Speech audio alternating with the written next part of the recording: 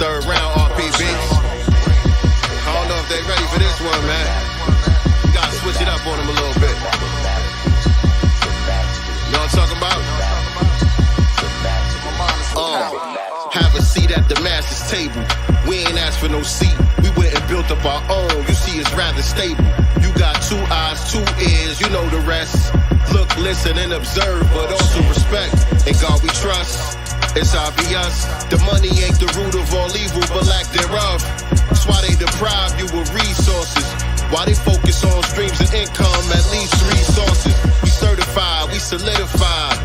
And they say they created hip-hop, but all that shit is lies. Cause every element came before the development of what we callin' hip-hop now. It's all relevant to all the topics we gon' touch on. Spoiler alert, as we play this album, ain't no club songs. Boy, that hurt, but this ain't no conscious album.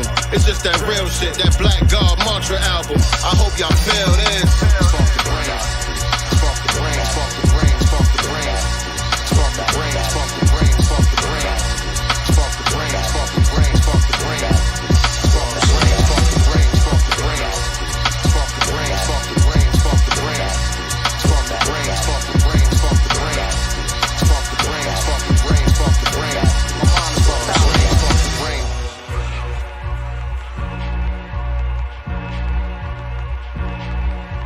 The masters, the masters, the masters, the masters.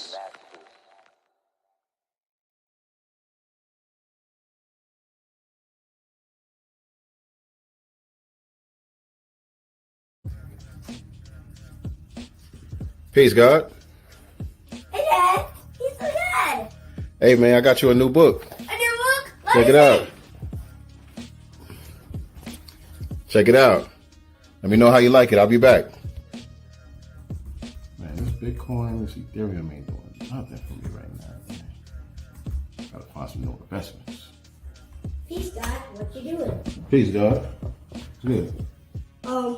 I think this book is kind of inappropriate. Inappropriate? What's up with it? It's inappropriate because look at these. LGBT. Oh, man, I'm sorry about that, God. I accept your apology. Man, it's a shame, man. You can't even find no decent books for you nowadays without having to have these difficult conversations. I have an idea. Maybe we should make a series of our own book. A book series? That is a good idea. 7 volumes. 7, I get it. 7 volumes. What should we call it? 7 the Super Hey Rule. 7 the Perfect. 7 the Super Hey Rule. And then maybe we could even make some bundles of it once we get to volume 3. Oh, see, now you're thinking like a businessman. I like that idea, man. A foundational Black American children's series. Perfect. Visit www.godcastbooks.com and pre-order your book today. Peace. This is the Black Dot father, author, writer, poet, MC, one half of the dynamic duo, the #1 father and son podcast, Urban X TV. I am super excited about the new release, The Master's Table, by Sincere Love to God and RP Beats. This album is going to be crazy. It's the follow-up to The Spear and The Shield. Already know what time it is. It's got some dope pieces on it. You're going to love it. Also on the album is yours truly, The Black Dot. So you want to go to The Masters RSVP and secure your copy now. They got a bundle package. You get a backdrop, you get a poster, you get the digital download, you get the physical copy, you get a hoodie. The whole process is really crazy. So RSVP to Masters RSVP, and you can get that dope album, My Sincere Love to God, and RP Beats, The Master's Table. You will never be disappointed at how dope this project is going to be. Peace. Have a seat at the master's table. We ain't asked for no seat. We went and built up our own. You see, it's rather stable. You got 2 eyes, 2 ears, you know the rest. Look, listen, and observe, but also respect. In God we trust. It's obvious. The money ain't the root of all evil, but lack thereof. That's why they deprive you of resources. Why they focus on streams of income, at least 3 sources. We certified, we solidified.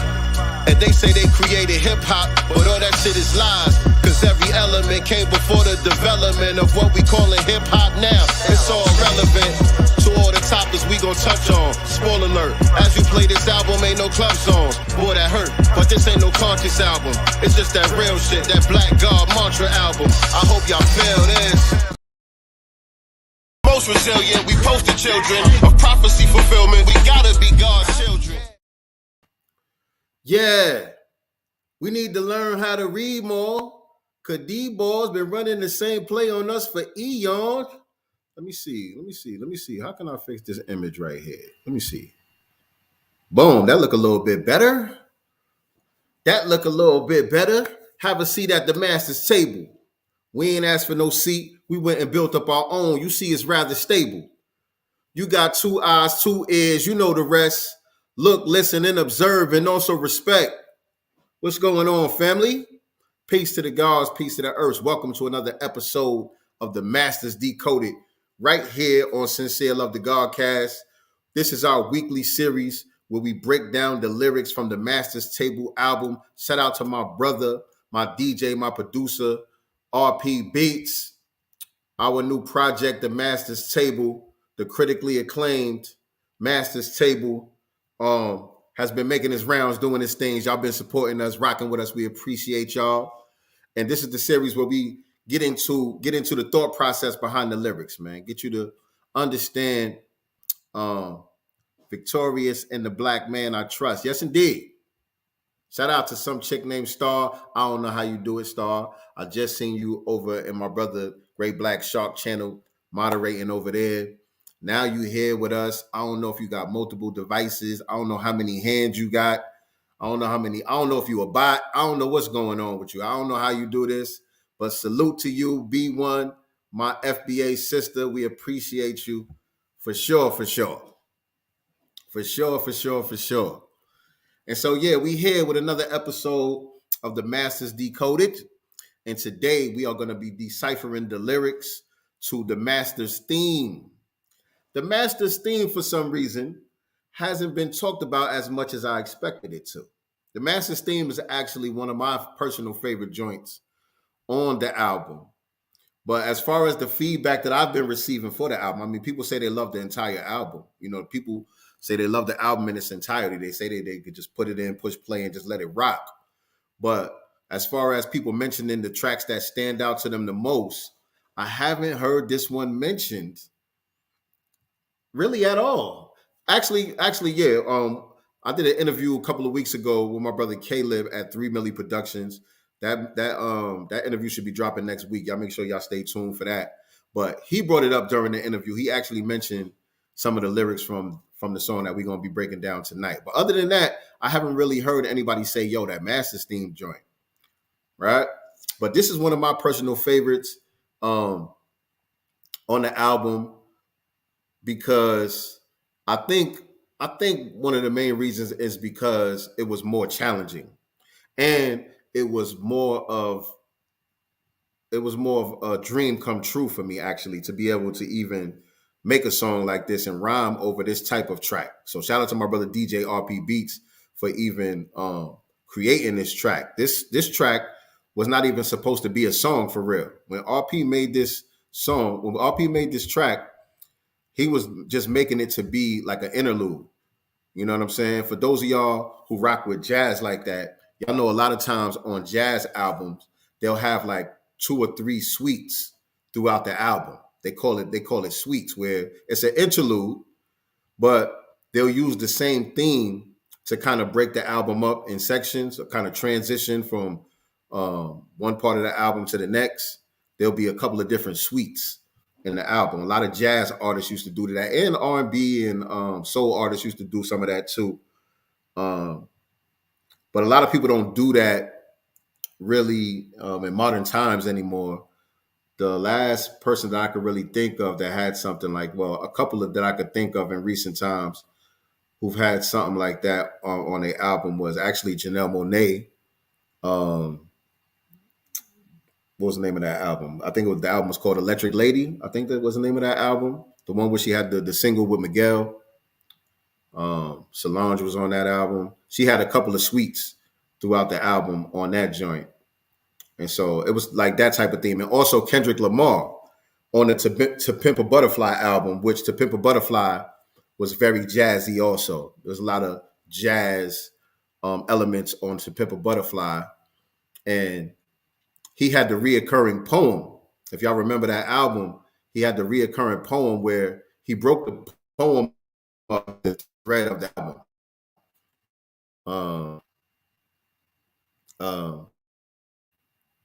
Damn, I forgot what it was. Sometimes I did the same. I forgot how it started. But yeah, he broke it up. Like he was giving you piece by piece of the poem throughout the album. So something like that was what RP was intending to do when he created the track. And when I heard it, I'm like, nigga, I'm right into this. You know what I'm saying? And from what I understand, because him and our engineer, shout out to my brother Portier over there at Legendary Mix. Hold on. Am I freezing up, y'all? Am I freezing up or am I good? Y'all let me know if I'm good. Type a number 7 in the chat if I'm good.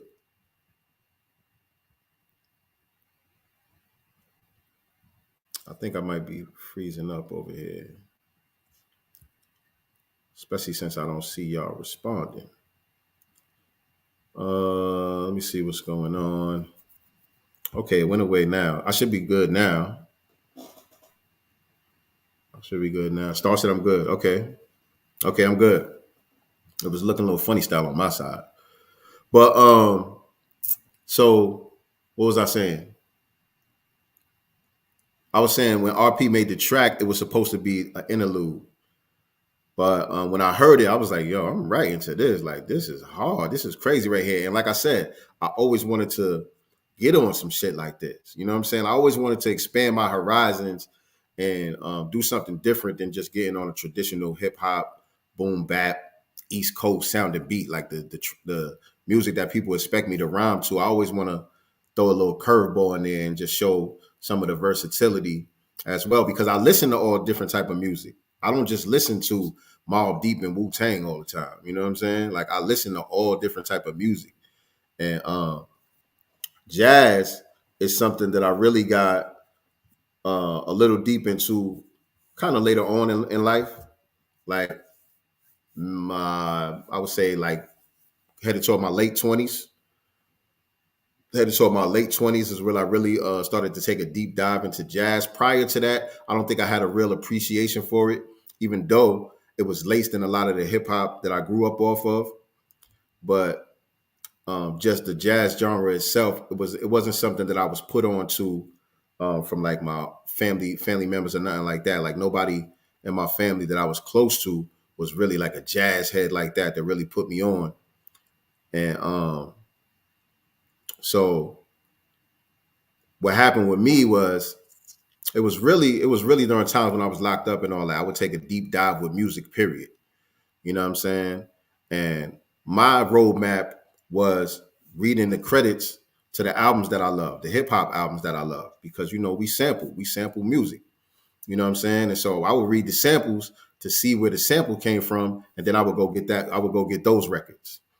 You know what I'm saying? And a lot of times in the credits, it'd be artists I never heard of. It'd be bands and musicians that I never heard of. And I would go get those records and say, okay, let me see what the inspiration was behind these songs that I love so much. And so that's when I really started to get into the jazz thing like that. Started listening to like, you know, the Coltrane's, the Miles Davis, of course, you know what I'm saying? The usual suspects. But Sun Ra, I got real deep into the Sun Ra thing. Thelonious Monk and people like that. And even some of the jazz singers, you know, the Billie Holidays and people like that, you know what I'm saying? I would just take time to go and listen to that music and just kind of let it cultivate the spirit. You know what I mean? Just let it sizzle in my spirit. You know what I mean? And so I always wanted to rhyme on stuff like this. And so when RP made the beat, I'm like, yo, and like I was saying, him and Portier, they was in the studio together cooking it up, or I think they was mixing it down or whatever the case may be. And Portier like, yo, you know, Sincere gonna want to get on this, right? Like Sincere gonna write something to this. And sure enough, when he sent it to me, I'm like, nigga, I'm making something to this. You know what I'm saying? And he like, word. But the drums was different though. Initially, the joint that he made was really abstract. The real joint that he made, it was really abstract. Like the drums was all over the place. Like I could not find no pocket to round to it, but I wanted to round to it just by hearing those horns, that brass and all of that stuff. I'm like, nah, I got to find a way to get on this. I'm like, can you rearrange the drums? Can we do something else with these drums? Like I want to round to this. But it was all over the place. And he's like, nah, let me see what you got. Let me hear how you rap to this. And we're going to see what we could do with it. And I ain't going to front. I could not get on it the way that it was. He had to take the drums out. I said, just give it to me with no drums. He gave it to me with no drums. And I still struggled a little bit to come up with something. I'm like, damn, I couldn't find my angle. But, Spirit was calling me like, nah, you got to do something to this. And so I said, yo, put a metronome on there. I said, put a ticker on there where I could just have some type of timing to go with it. And so he sent me with no drums and just a metronome behind it, just to keep the time. And then finally, I came with what I came with. You know what I'm saying? When RP send the beat, you hear the ancestor speak. You know what I'm saying? And so that's how the joint finally came together. And so I think just the process of it makes me appreciate this record more, you know what I'm saying? And that's why it's one of my favorite joints on the album. But I also know that, everybody, the average listener is not deep into the music like that. The average listener, you know what I'm saying? They just want a catchy hook that they can sing along with, a couple of bars that stand out to them or whatever the case may be. But they don't really get deep into the intricacies of the music. So I could kind of understand why most people this track don't stand out to most people. You know what I'm saying? You gotta be a certain kind of listener to really appreciate this particular record right here. And so this is what we're here for, man. We're gonna do the lyrical breakdown. Y'all know how we do. Make sure y'all hit the like button as y'all come on up in here. Please make sure y'all hit that like button. Make sure you share this out on your social media platforms. And let everybody know that I'm live right now with another episode of The Masters Decoded. And we're going to be breaking down the Masters theme today. Once you do that, I need you to double check and make sure you are subscribed to the YouTube channel. If you're watching me on Facebook, make sure you head on over to YouTube, type in my name, Sincere Love to God. Click that subscribe button and hit the notification bell so you can be reminded whenever we go live with new episodes of Sincere Love to Godcast, the Pick Me Godcast, and whatever else we got going on over here on this channel. You definitely want to stay tapped in. All right, so I need y'all to do all of that good stuff for me, and then we're gonna get this thing started.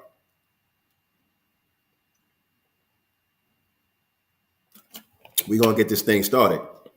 And what I'm gonna do, like I always do, I'm gonna play the whole thing one time straight through, and then we'll get into the breakdown.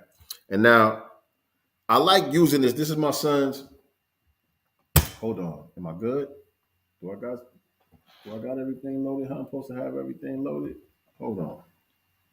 Let me make sure I'm good over here. Yeah, it look like I'm good on this side. Hold on. Can you dig it? Okay, that's that one. Oh, and you know what? That Can You Dig It shit got to get out of there. That Can You Dig It shit got to get out of there. I can't play that because that's going to give me a stupid ass strike. So let me forward that one. I got to get past that part at least. Right here. And then I could cue that, right? I think I could cue it right there. Let me see. Yep. Perfect. All right. So I got that one lined up. I'm starting to learn how to use this DJ equipment a little bit over here. You know what I'm saying? It's not my forte, but I'm starting to learn how to use DJ equipment. And I like using this. I used this the last couple of times we did the Decoded series. But when I was listening to the playback, the sound wasn't that great. Like the volume was a little bit low. And so I want to make sure that it's coming through loud and clear. All right. So when I play it, y'all got to let me know that y'all can hear it loud and clear or if it's a little bit low. I don't want it to sound low like that because if it's going to sound low, I could just play it off of Tidal because the sound was better when I was playing it on Tidal. But I like playing it like this because I can manipulate it a little bit and all of that stuff. But right, appreciate that, Star. But yeah, y'all let me know if the sound is good. I'm gonna play it one time straight through. All right, let's get it.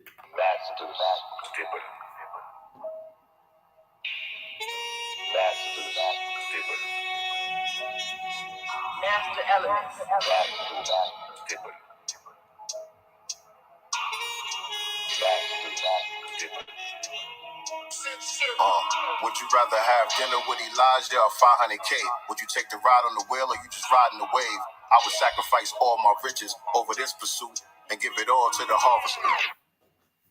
All right, y'all let me know right now if how that sounds. Because it's not coming out the speakers. It's supposed to come out the speakers. Why is it not playing out the speakers? I'm in the red. What that mean? I'm in the red like it's super loud, it's too loud, or it's too low? Peter Ogun said I'm in the red. What that mean? Let me know how that thing sounded.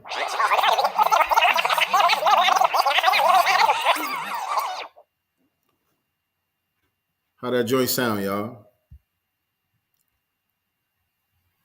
How that joint sound? Let me know if I need to switch it up. I don't want it to sound janky at all. So let me know if I need to switch it up.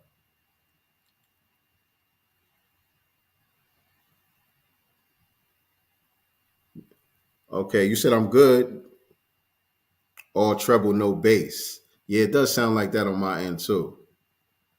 Because it's playing out of the computer speakers for some reason, and it should be playing from over here.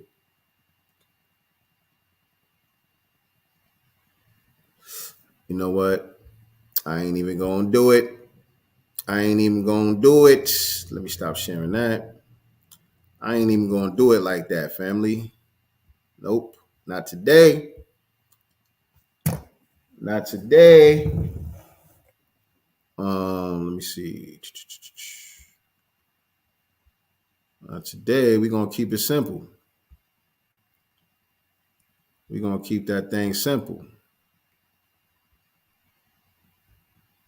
So, bear with me, family.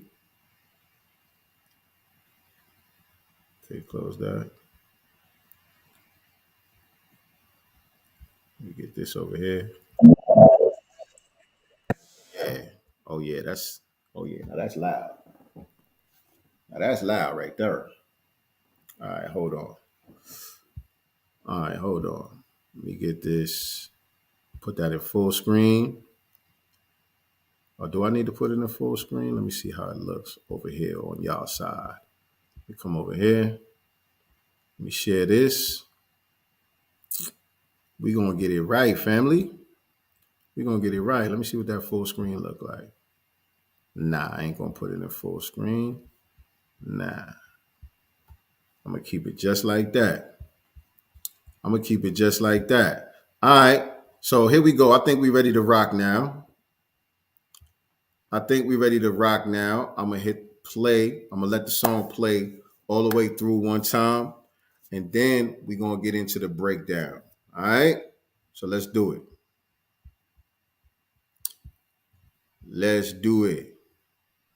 And as it's playing, if the sound is all good, y'all give me some number 7s in the chat. If it's a problem, let me know.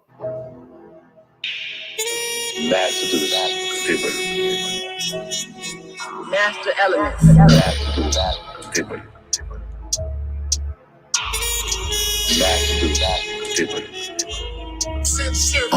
Would you rather have dinner with Elijah or 500K? Would you take the ride on the wheel or you just riding the wave? I would sacrifice all my riches over this pursuit and give it all to the Harvest Institute if we can manifest powernomics and end white supremacy. It's we who have the power to stop it. I made a vow and a promise, can't dishonor the scholars. Till I'm laid in the mausoleum, I'ma cry freedom. Too many dead rappers, too many not paying homage to their ancestors. I mean, it's too many tethers, not respecting our foundational lineage. They claim ignorance, but jealousy is what it really is. Too many race soldiers, too many Jewish label owners, too many of your favorites scared to say they know it. Too many baby mamas, I say this often, they broke the family structure, mass incarcerating baby fathers. Pull up a chair at the let's break bread at the gather round, we serving food for thought at the Am I a rapper or author? Spitting facts or merely talking? They mix rap with the jazz, it's really awesome. Question for the drill niggas, why they only kill niggas but the Zimmermans live? It's hard to feel niggas. Who taught you to hate your own reflection? Who taught you to leave your babies with no protection? Who taught you that slinging crack rock or a wicked jump shot was your only option and there's no exception? And you internalize it, go in the studio and verbalize it, and all around you the murderize it. Not talking down cause I was once you. I learned firsthand what the guns do but made it out the jungle. I'm leaving clues on my route to freedom. We know the sun rises in the east and sets in the west every evening, and birds fly north for the summer season. Let me congratulate you. You the greatest, so they had to hate you. Now have a seat at the master's table. Pull up a chair at the let's break bread at the gather round, we serving food for thought at the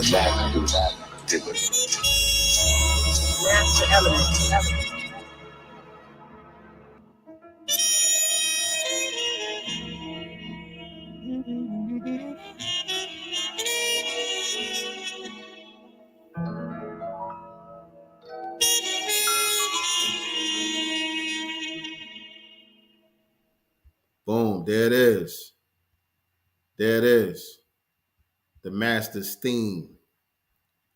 The master's theme. You know what I mean?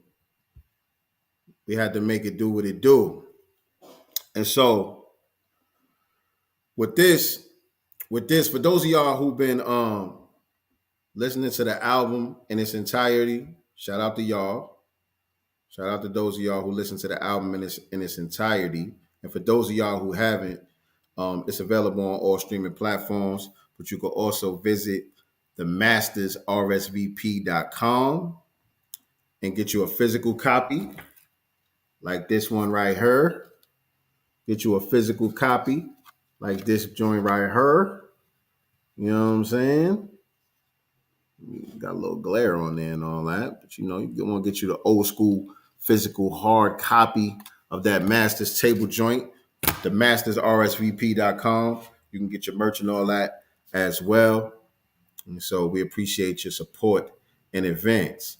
But for those of y'all that's been listening to the album in its entirety, y'all gotta I need y'all to appreciate the sequence. Because a couple of people told me this actually too, and it depends on what kind of device you got. With the digital download, sometimes you get the digital download out of sequence. We sent y'all who ordered the package early, we sent y'all digital downloads to your email. And when you download it, it downloads the songs out of sync. They're not necessarily in order. But the sequence of an album is one of the most important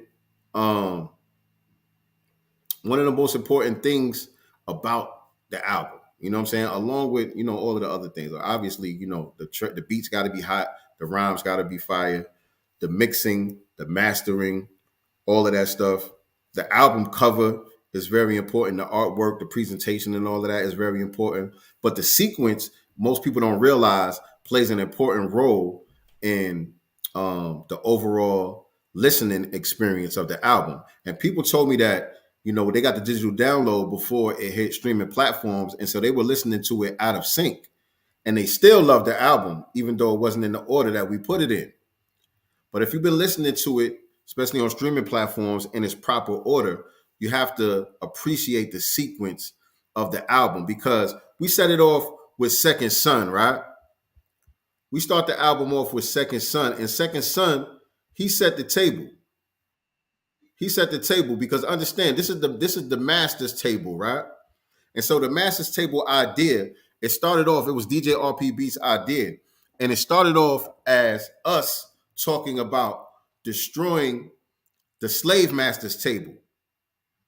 That's what the concept originally started as. It was about us. It was like a board game idea. It was like a Monopoly type of board game idea where we were, the goal was to destroy the slave master's table. Rather than looking for a seat at the table, it was about destroying the slave master's table as a metaphor for dismantling systematic white supremacy and replacing it with a system of justice. That was the original idea that we had. But as I've said many times, as we were working on the album took on a life of its own. The ancestors stepped in, spirit stepped in, you know what I'm saying? And they took over and they decided the direction of the album. And they said, no, the master's table is a gathering of the masters. It's a meeting of the minds. And so thus we have the album cover where, you know, the guest of honor, the main guest of honor on the album cover, we got Dr. Claude Anderson. We got Baba Dick Gregory. We got Mama Shahrazad Ali. We got Queen Mother, Dr. Frances Cress Wilson. We got Dr. Amos Wilson. We got student minister, Dr. Ava Muhammad. And we got Brother Neely Fuller as the guest of honor for this meeting of the minds. But there were also other spirits in the room as well. You know what I'm saying? There were other spirits that were present as well that summons us to the master's table. You know what I mean? It started to take the direction of the album somewhere that we couldn't even imagine, right? And so Second Son came in and his job, he got summons to the master's table and his job was to set the table. His job was to set the table, and that went a little something like this. You know, when the student is ready, the teacher will appear. It's almost like a call. It's almost like the Adhan, the call to prayer. You know what I mean? His job was to gather everyone around, let everybody know, okay, everybody RSVP'd, right? You know what I mean? When you placed your pre-order, everybody RSVP'd to come to the meeting of the mind. So everybody's there, everybody's mingling and all that. And so when it's time for the album to drop, Second Son gathered everybody around. Now it's time to have your seats. Now it's time for everybody to have their seats. He start tapping on the champagne glass and all that. All right, everybody gather around. Everybody take your seats. Everybody take your seats at the master's table. Let me let y'all know how this is about to go down right now. You know what I'm saying? And so he came in and he set the table just like this. Let's go. The master's table. Let all the master students gather around the master's table and let's eat the master elements. We invoke the spirits of the master teachers, Harriet Tubman, Sojourner Truth, Frances Cress Wilson, Joy DeGroot, Queen of Four, Maya, the Fig Tree, Mama Peel, Shahrazad Ali, Marcus Mosiah Garvey, Noble Drew Ali, all that, Elijah Muhammad, Clarence 13X. Peace to this. Peace to the gods and earth. And this is your good brother, Second Son. That second with a K. S-U-N. The master's table. Walk with me. Sincere love to God. The master's table. And DJ RP. Let it be known. Beats. The master's table. And so his job was to set the table, right? His job was to set the table, get everybody seated for what's about to go down, right? Let me go back to the chat over here. B1, I see you, Crew Royalty in the building. Peter Ogun said a prequel would be dope. I thought about Bobby Hemmett as well throughout the listening to this classic. And so there's an extended version of the Second Son intro. He did a bunch more shout outs and evoking of the spirits. He did a bunch more. It was way longer than that. We had to shorten it up, you know what I'm saying, for the album. But there's an extended version of that too. You know, I'm sure we'll use it for some content and do something with that as well. All right. So his job was to set the table. You know what I mean? Put down the cutlery and all of that, the napkins and the cutlery and all that. Get all that stuff situated. Right? So everybody could prepare for the meal. And so when I come in with the song that we breaking down today, the Master's theme is like the appetizer. You know what I'm saying? Before the main course, it's like the appetizer because throughout the record, I'm preparing you for what's to come on the main menu. You know what I'm saying? This is just a little something to get your mouth watering because this wasn't supposed to be the intro. The Master's theme, like I said, when he made the track, it was supposed to be an interlude. The song that RP Beats wanted to be the intro was The Purge. The song that RP Beats made to be the intro was The Purge, and we fought about that because I really didn't like it. We fought about that because I wasn't feeling it like that, but it turned out to be good and useful in other ways. And so this joint right here was supposed to be the intro track right here. Can you dig it? Can you dig it? I forgot I can't play that part right there. Let me skip that.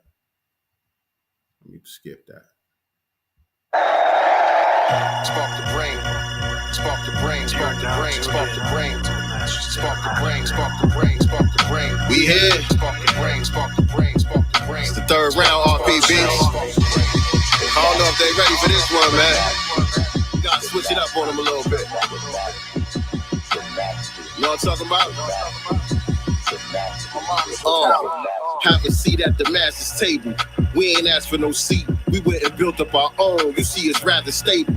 You got 2 eyes, 2 ears. You know the rest. Look, listen, and observe, but also respect. In God we trust.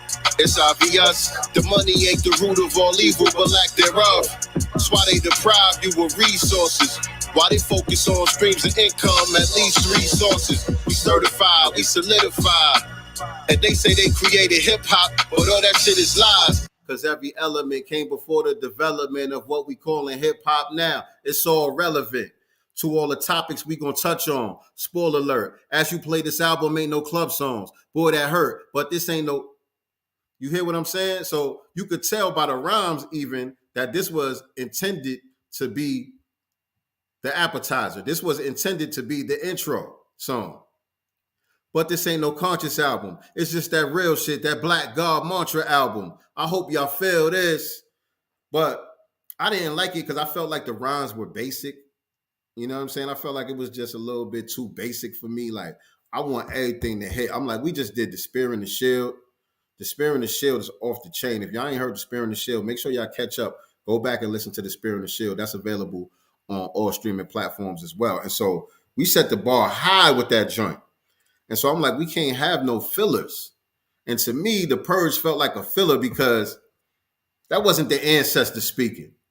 That was just me trying to write an intro. You know what I'm saying? That was me trying to write an intro. Like, okay, we need an intro. We need something to set this thing off. All right, cool. You know what I mean? All right, this the beat you want to use? Cool. And I just wrote that joint. You know what I'm saying? Have a seat at the master's table. We ain't asked for no seat. We went and built up our own. You see, it's rather stable. And so for me, it was like, I always say, the best rhymes are the ones that come through me when I just allow myself to be a vessel and I allow spirit to do its thing. But when it's me, it's cool. You know what I mean? The average person will say, yo, that was hard. You know what I'm saying? But for me, I'm like, nah, that ain't it. And so we went back and forth about that. And then when I finally wrote to the master's theme joint, we agreed, like, nah, that's it right there. That's the intro right there. You know what I'm saying? So we just had to open up the pathway to allow spirit to do its thing. You know what I'm saying? So let's get into it. Now that y'all know how that went, now that you got the backstory, y'all see how this all came together. Let's get into it. All right. The master's theme right here. Masters. Masters Table. Master elements. Masters Table. Masters Table. Would you rather have dinner with Elijah or 500K? Would you take the ride on the wheel or you just riding the wave? I would sacrifice all my riches over this pursuit and give it all to the Harvest Institute if we can manifest powernomics and end white supremacy. It's we who have the power to stop it. All right, let me stop that right there. And I'm gonna bring it back a little bit. Let me see. All right, and so and RP did something ill on this joint too. And to be honest, I don't remember what came first. I don't know if it was the chicken or the egg. I forgot. But RP did something ill on this joint, whereas he used clips from the master teachers speaking as my ad-libs. The master teachers are ad-libbing for me all throughout the track. And I want to say it came together like that on its own, really, because like I said, when he made it, it wasn't for me to rhyme on it. And so if I remember correctly, he already had all of those clips in there. Like, that was the idea for it. The idea was we're going to have this theme and we're going to allow the master teachers to speak on it. And so he had those little clips broken up throughout the joint with Baba Dick Gregory saying something, Shahrazad Ali saying something, almost everybody that we have on the cover, he took little pieces from their lectures and just put those throughout the track. He scattered those throughout the track. And if I remember correctly, it was already like that when I added my vocals to it. And it was like everything fell in place perfectly where they're ad-libbing what I'm saying. If you really listen carefully, everything that they're saying goes perfectly with what I'm saying. I need y'all to give me 1 second because I need to tell my son to go to bed real quick. Let me play this joint. I'm going to play it real quick and I got to go tell my son he need to go to bed because it's about that time. All right, let me let this run. Table.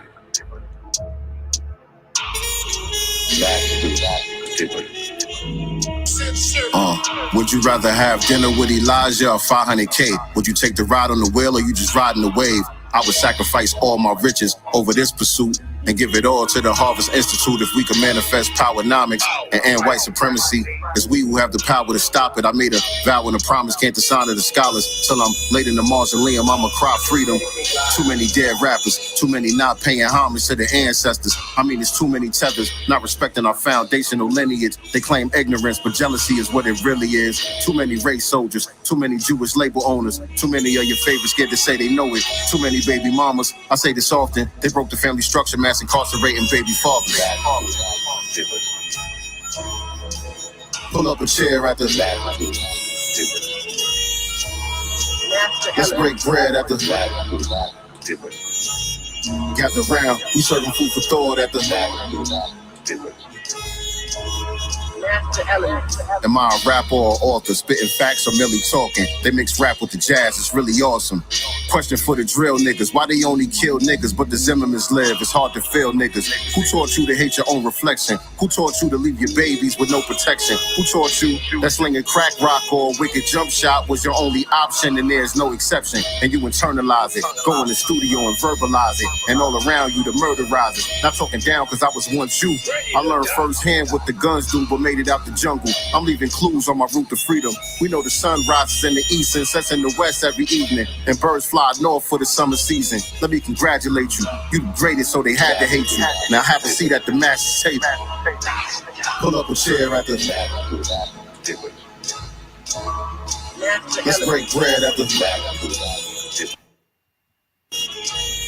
gather round, we serving food for thought at the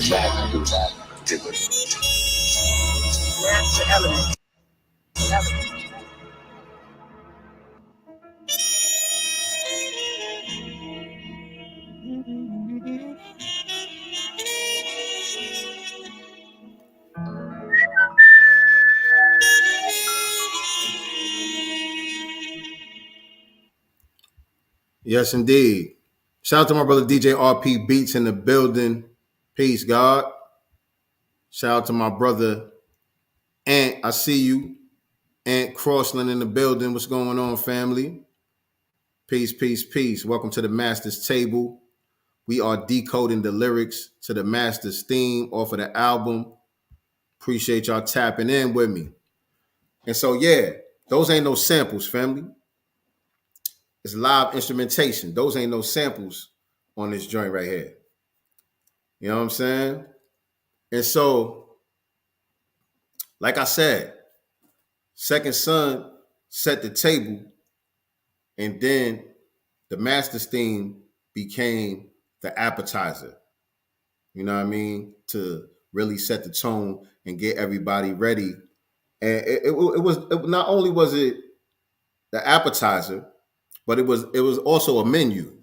It also served as the menu because it gave you a list of the themes that we were going to cover throughout the album.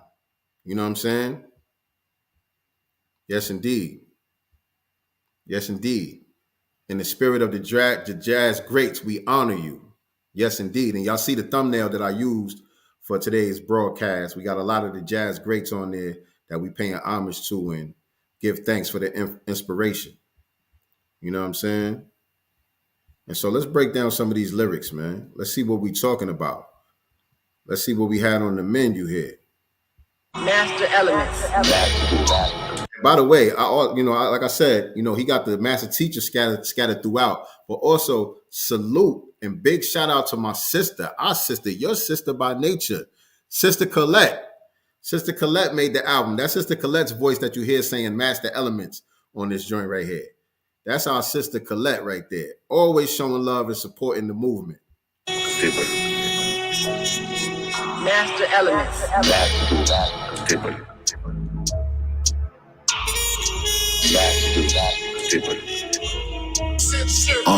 Would you rather have dinner with Elijah or 500K? Stop right there. Let's stop right there. Would you rather have dinner with Elijah or 500K? Actually, I can let the next line go with that. Would you rather have dinner with Elijah or 500K? Would you take the ride on the wheel or you just riding the wave? Would you take the ride on the wheel or you just riding the wave?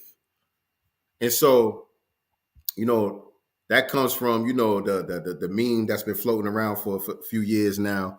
Would you rather have dinner with Jay-Z or $500,000 or something like that? People ask that question. Would you rather have $500,000 or dinner with Jay-Z? And so I flipped it. Would you rather have dinner with Elijah or 500K? And when I say Elijah, of course, I'm talking about the most honorable Elijah Muhammad. You know what I'm saying? Would you rather have dinner with Elijah or 500K? Would you take the ride on the wheel or you just riding the wave?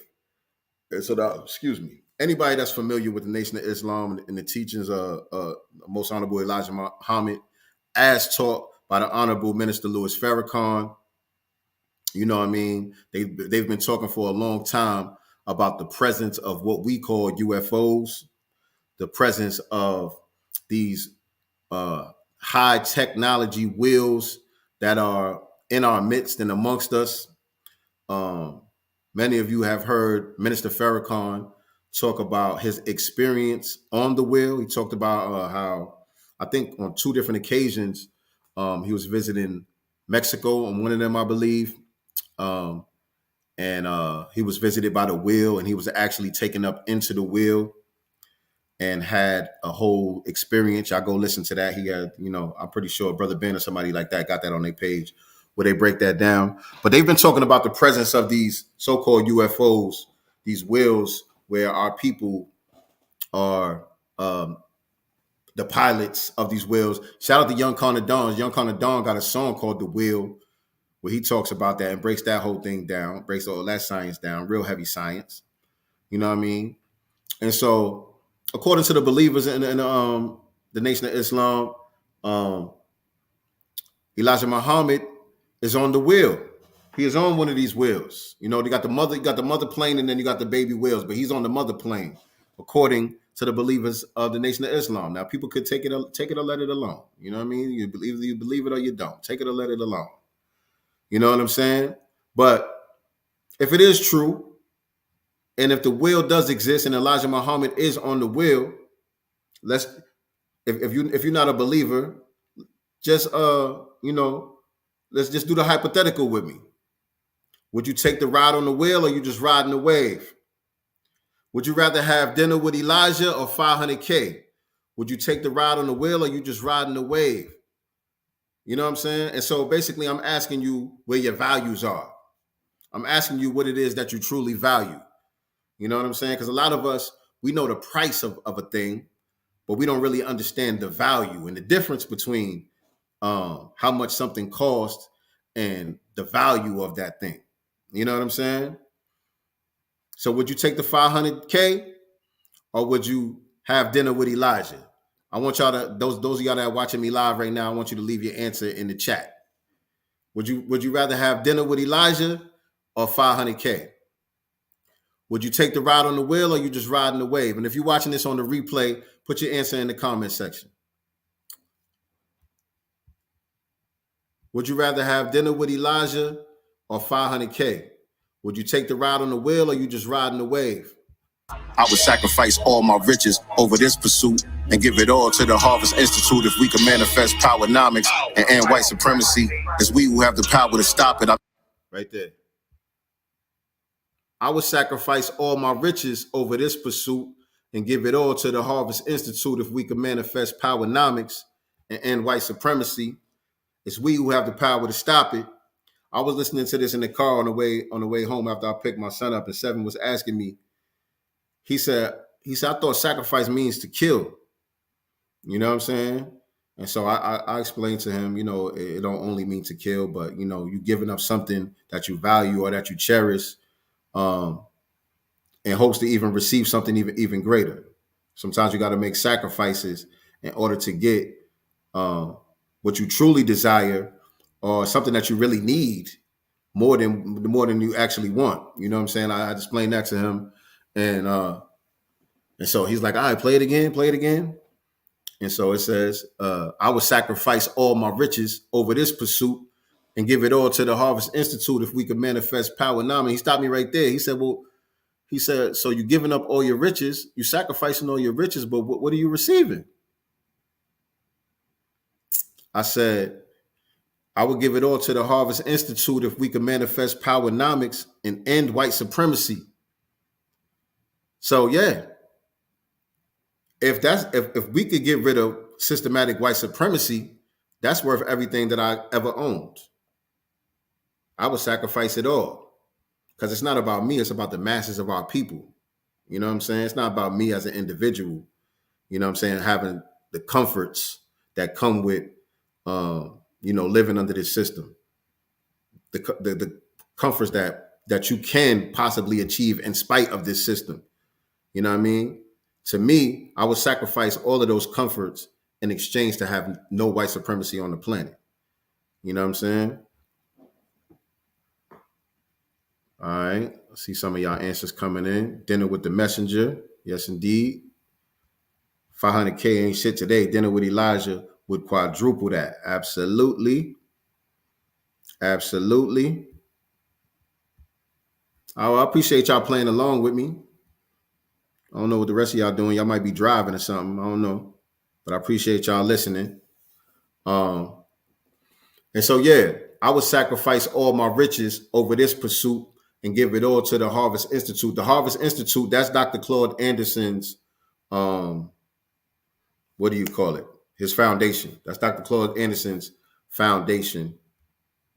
And obviously, we know, I said, if we could manifest powernomics, as we know, that's Dr. Anderson's program. He has a book called Powernomics, and it's a program. It's a sort of a blueprint for Black power. You know what I'm saying? So I would sacrifice all my riches over this pursuit and give it all to the Harvest Institute if we could manifest powernomics and end white supremacy. It's we who have the power to stop it. So really all it takes is for us to get on code, enough of us, for it to reach critical mass where enough of us are on code to be able to practice what's written in the book, Powernomics. For us to be able to practice what's written in the book, Blueprint for Black Power, which is another book by Dr. Amos Wilson. You know what I'm saying? When enough of us are putting this information into practice, It's we who have the power to stop it. You know what I'm saying? White supremacy is not going to end itself. You know what I'm saying? So would you take the ride on the wheel or you just riding the wave? Because like me and Nicely talked about on this past week's show, I think it was the week before, we was talking about how a lot of people are just here for entertainment. A lot of people that you see in these circles, you know, whether you call it the conscious community or, you know, B1 society or whatever the case may be, a lot of people are just here for the entertainment value. You know what I mean? They tune in to people like me and Nicely Girl. They tune into the Tariqs and the Professor Black Truths, Vicky Diller, whatever the case may be. But they're not implementing the information in real life. They're not applying the information in real life because they really don't believe that we can actually overcome this system, that we can actually end this thing on our own. But it's we who have the power to stop it. Right. Crew Royalty say give it all up to destroy white supremacy. Absolutely. It's absolutely worth the sacrifice. You dig?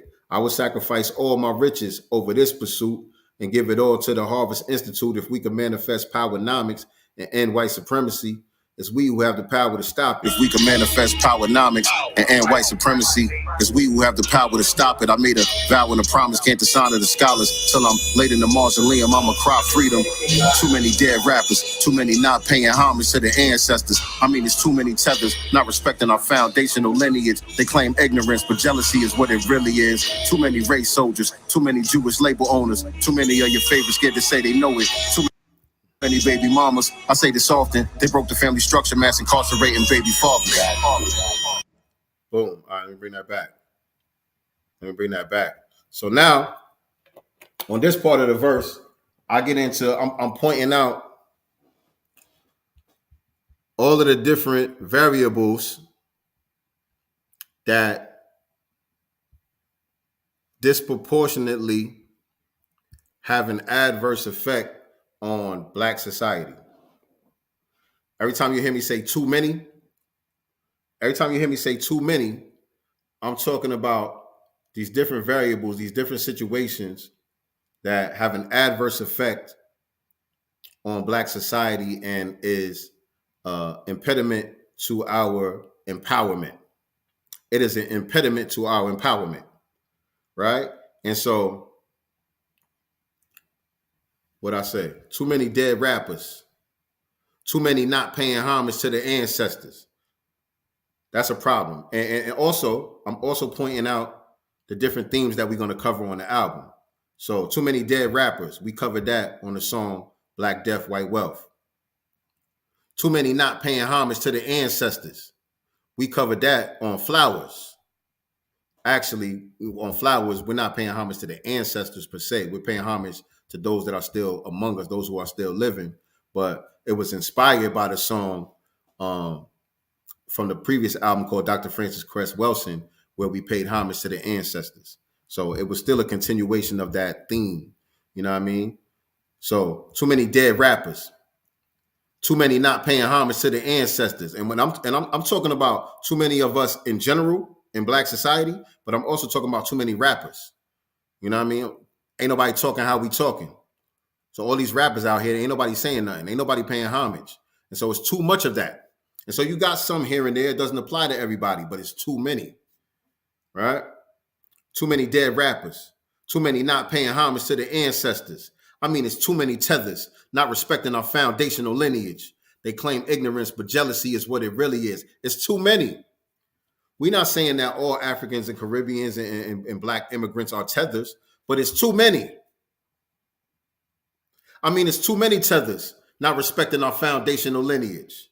That's a problem. There's too many. There's enough of them that it's become a problem. It's an impediment to our empowerment. So this is the reason why we got to talk about it. This is the reason why we got to call it out.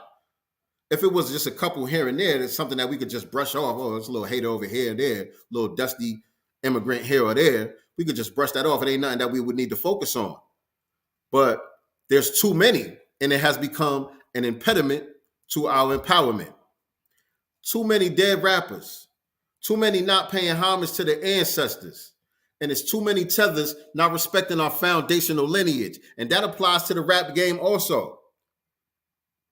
That applies to the rap game also, because when you look at the rap game now, a lot of the people that we see at the top of the charts and all of that are non-foundational Black Americans, and a lot of them don't pay respect to the foundational lineage. Okay, and that goes for the people like Busta Rhymes.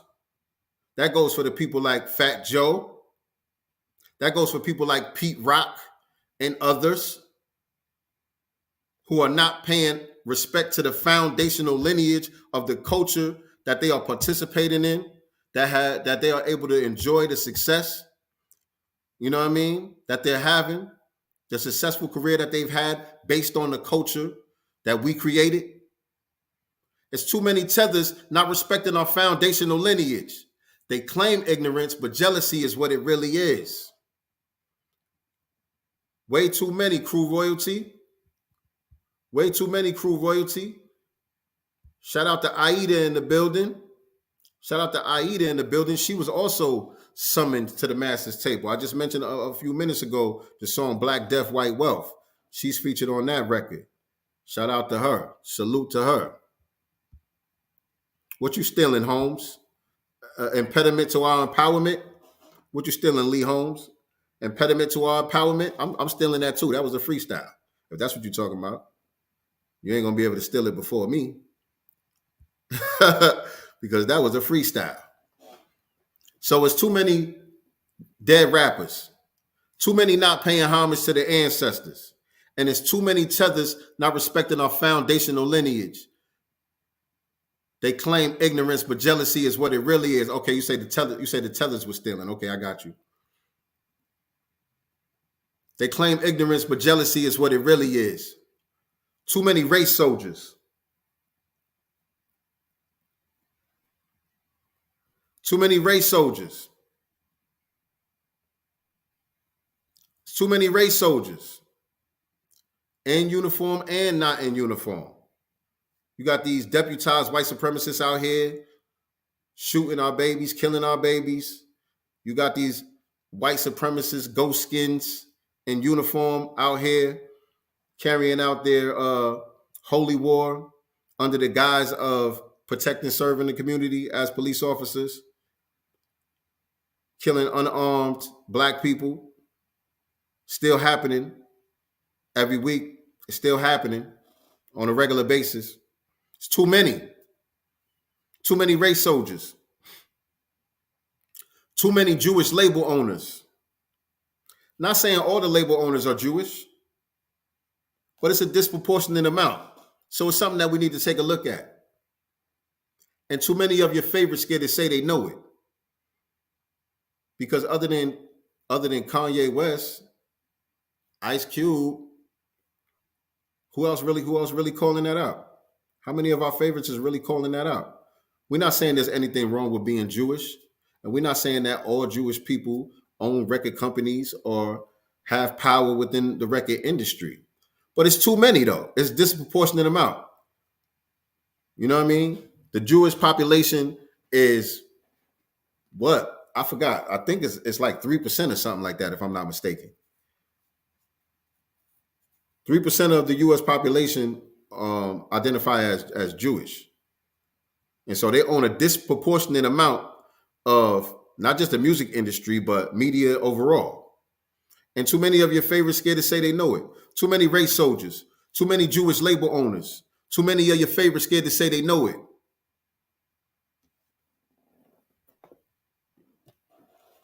Y'all type in number 7 if I'm telling the truth.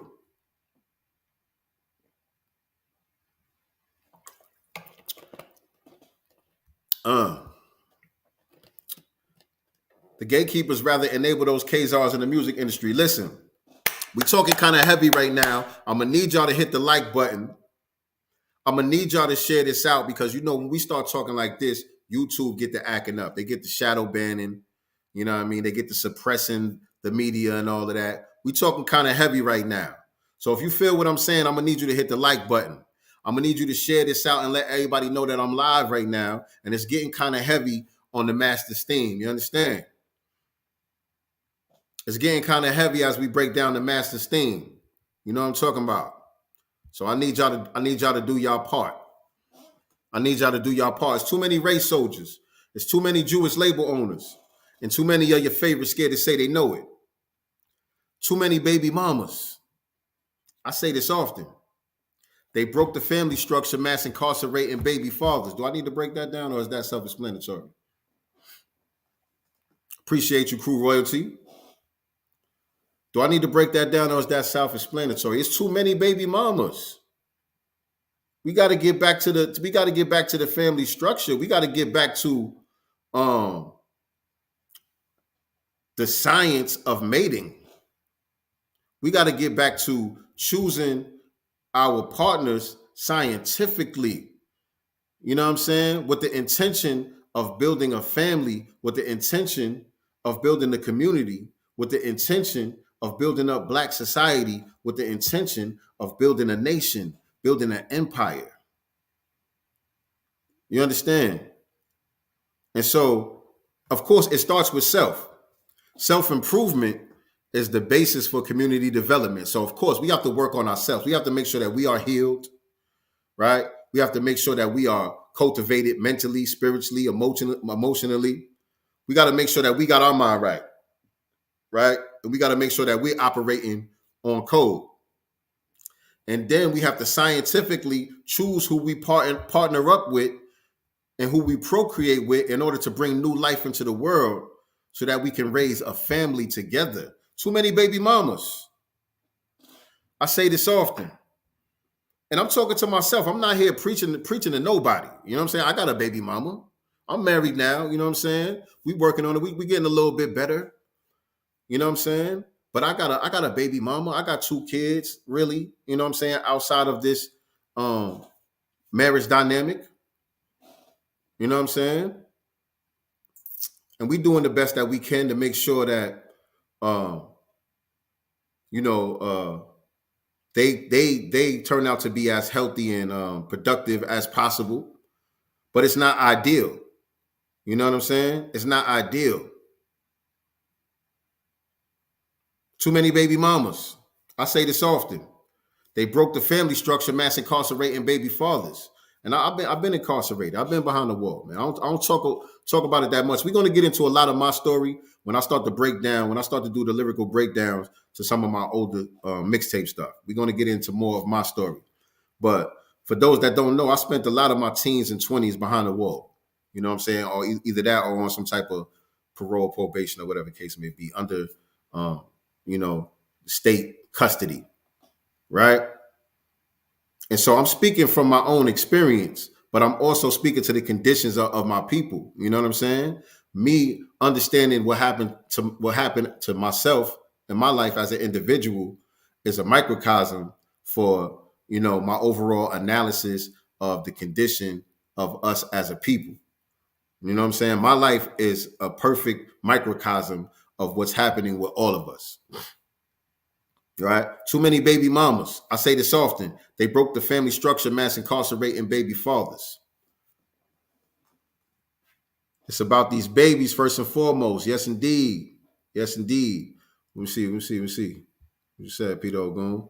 Peter Ogun said, warfare, the hidden history of IIT gave us the blueprint on ridding ourselves of the moles amongst our own before we can pursue our liberation. Facts. Shout out to my aunt, Donna Jean, in the building. What's going on? Donna Jean? Good to see you. Right? All right, so let's get into verse 2. Pull up a chair at the master's table. If you're watching me on Facebook and you're not subscribed to the YouTube channel, do yourself a favor. Head on over to YouTube, type in my name, Sincere Love to God. Hit the subscribe button and click the notification bell. But you can share it on Facebook too. Let the Facebook family know that we live also. Hit that share button and let everybody know that we live right now. We deciphering the lyrics to the Master's theme off of the Master's Table album.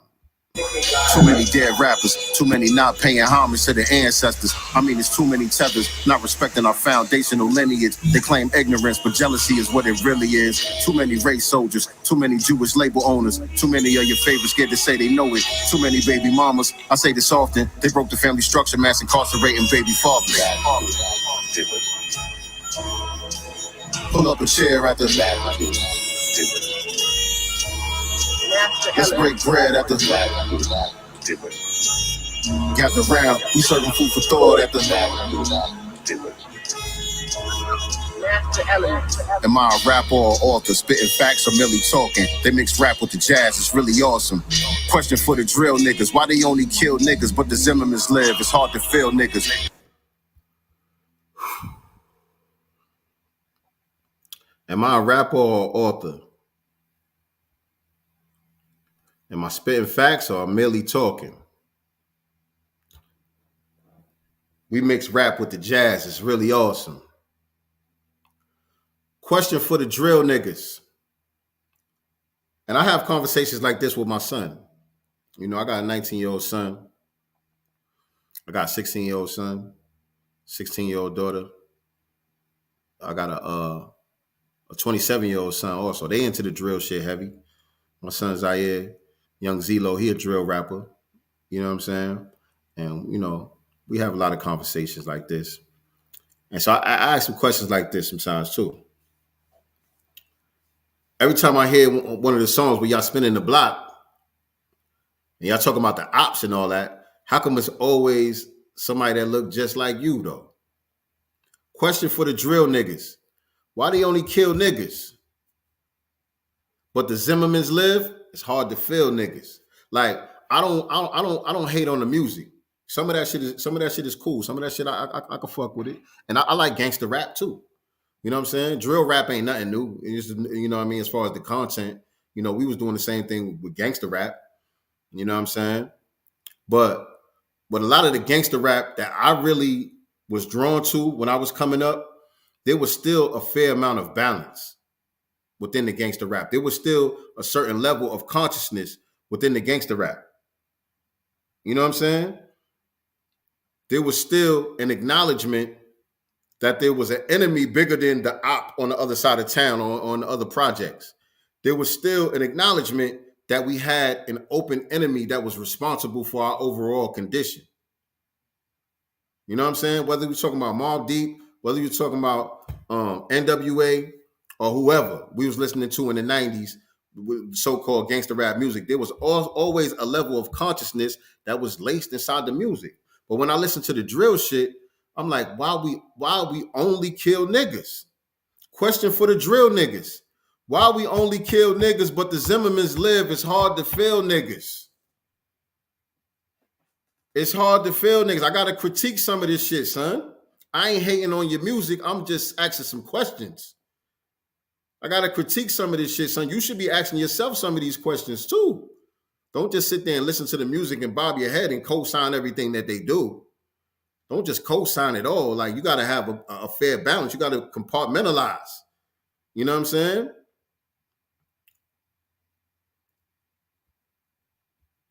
MC and an author. I'll take it. An MC and an author. I'll take it. Somebody else said I'm an author and an MC. I dislike brothers killing each other for sport. I feel you. I feel you. Most drill rappers ain't spinning the block. Just like most rappers ain't shooting. It's all an image for the money that people get caught up in. Right. That's absolutely true. That's absolutely true. And the thing about it is, that should be okay. In my opinion, we should be allowed to make gangster rap music, drill rap music, or whatever the case may be, as a form of entertainment. Problem is, we have been programmed to receive it as instructions rather than just entertainment. Too many of our people, not all, but too many of our people, especially when you grow up in certain environments, when you walk out your door and the conditions outside of your door are the same conditions that are painted in the music, you internalize it and you receive it as instructions rather than just entertainment. That's where the problem comes in at. But idealistically, I believe we should be allowed to express ourselves in any form of entertainment that we choose, the same way that a Mario Puzo can write a gangster novel or make some gangster flicks or whatever the case may be. Scorsese, you know, they can make gangster movies or whatever the case may be. And They're not demonized for it. They're not criticized for it. It's just entertainment. We should be allowed to do the same thing idealistically, but we do, just based on our conditions, we do have a level of responsibility to make sure that our children are differentiating and discerning the real from the fake. And that's what I try to do with my son. It's particularly my son. I do it with all my children, but particularly with my son, the drill rapper, Young Zelo. Particularly with him, I put an extra emphasis on making sure that he understands the difference between the entertainment and the instructions. You know what I'm saying? I try to be the filter for what he's absorbing from the music. You know what I'm saying? That he listens to, this is the reason why I got to tap into it. This is the reason why I can't be the old head like, oh, that shit is whack, that shit is noise, and you know, nobody want to hear that shit. Nah, I gotta try to get on the same frequency that he's on to be able to understand the vibe. You know what I mean? To be able to tap into the vibration that he's tapped into so that I can truly understand it. And so I can criticize it from a place of understanding, from overstanding, rather than just being on the outside looking in and just talking down on it and making him feel like I don't understand him. You know what I mean? And I can't appreciate his generation. Nah, I got to be able to sink inside of that vibration and become one with it. And so that I can level with him. And so now I can help him filter what he's absorbing through the music. Y'all know what I'm saying? Am I making sense? Am I making sense? Precisely, but it's not pushed as entertainment. Facts. Balance, my art, indeed. And you factor in that most kids in certain environments don't have proper guidance. They eat this shit up as reality. Right. There's no order without chaos. Facts. Rap was based on the truth, so whatever rappers say, people follow. That's reality. And we cannot ignore that reality. We cannot ignore that reality. It's something that we got to level with. And so as a father, I do my best, not even just as a father, but just as an OG. You know what I'm saying? I deal with a lot of young black men on a regular basis, just based on, I'm a barber and all of that too. You know what I'm saying? And so I watch a lot of these guys grow up. I have interactions with them, they parents and shit like that. And so I just do my part. I just try to play my part and give them a different perspective. If nobody ain't nobody gaming them up like that, I try to give them a different perspective. So, am I a rap or author? Spitting facts or merely talking? They mix rap with the jazz. It's really awesome. Question for the drill niggas. Why they only kill niggas but the Zimmermans live? It's hard to feel niggas. And I'm just using George Zimmerman as a proxy, you know what I'm saying, for all of the race soldiers and white supremacists, you know what I'm saying, who move like that. Because it's funny to me, it seems like whether it's the police or whether it's some vigilante like George Zimmerman or the white supremacists that just shot the young boy Ralph Y'all, it seems like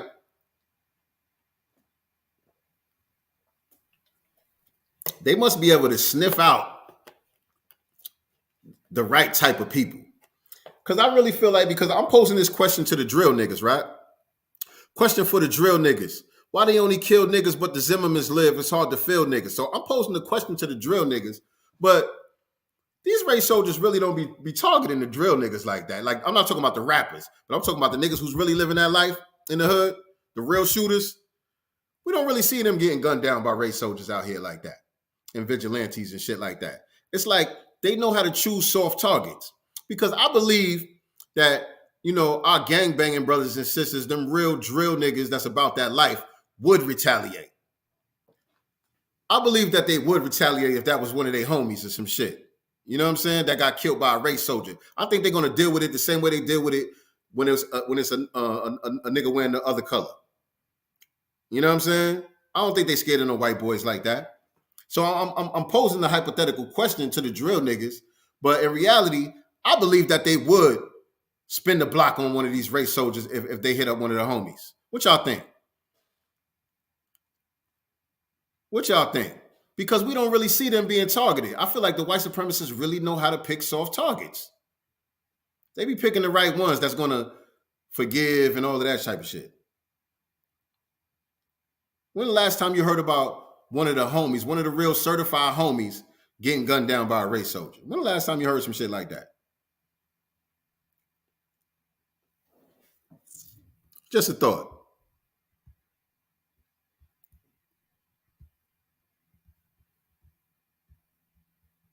So Millie talking, they mix rap with the jazz, it's really awesome.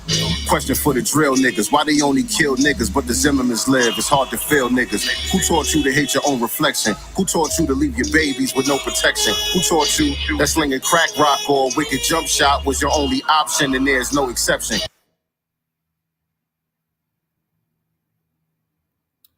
And so, bring that back. Master elements. Am I a rapper or author? Spitting facts or merely talking? They mix rap with the jazz, it's really awesome.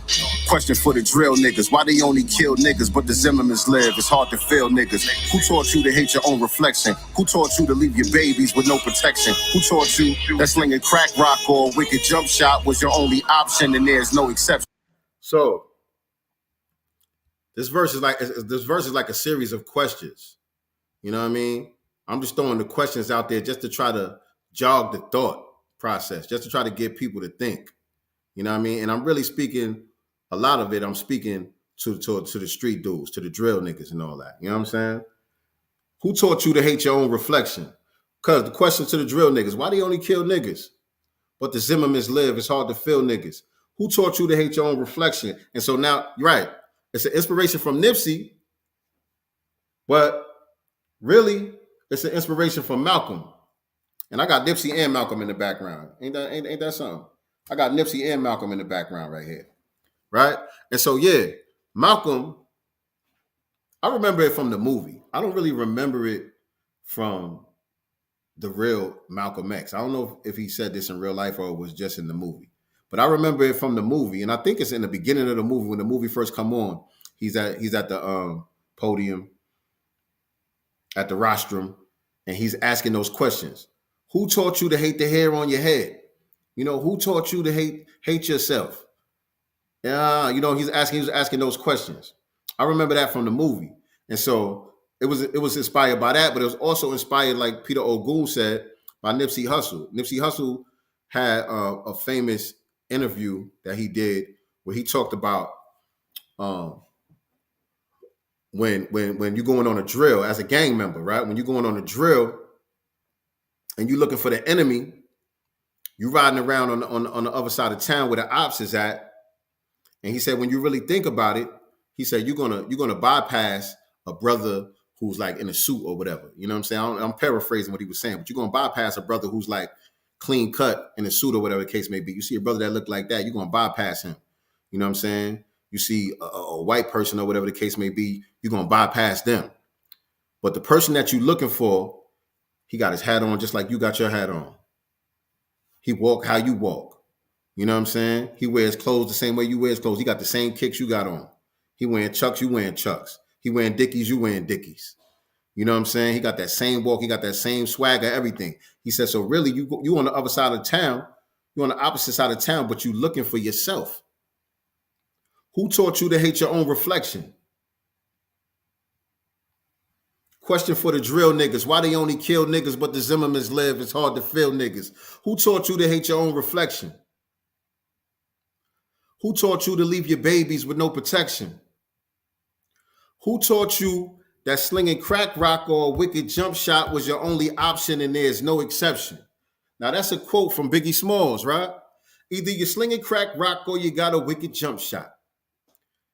That's a quote from Biggie Smalls.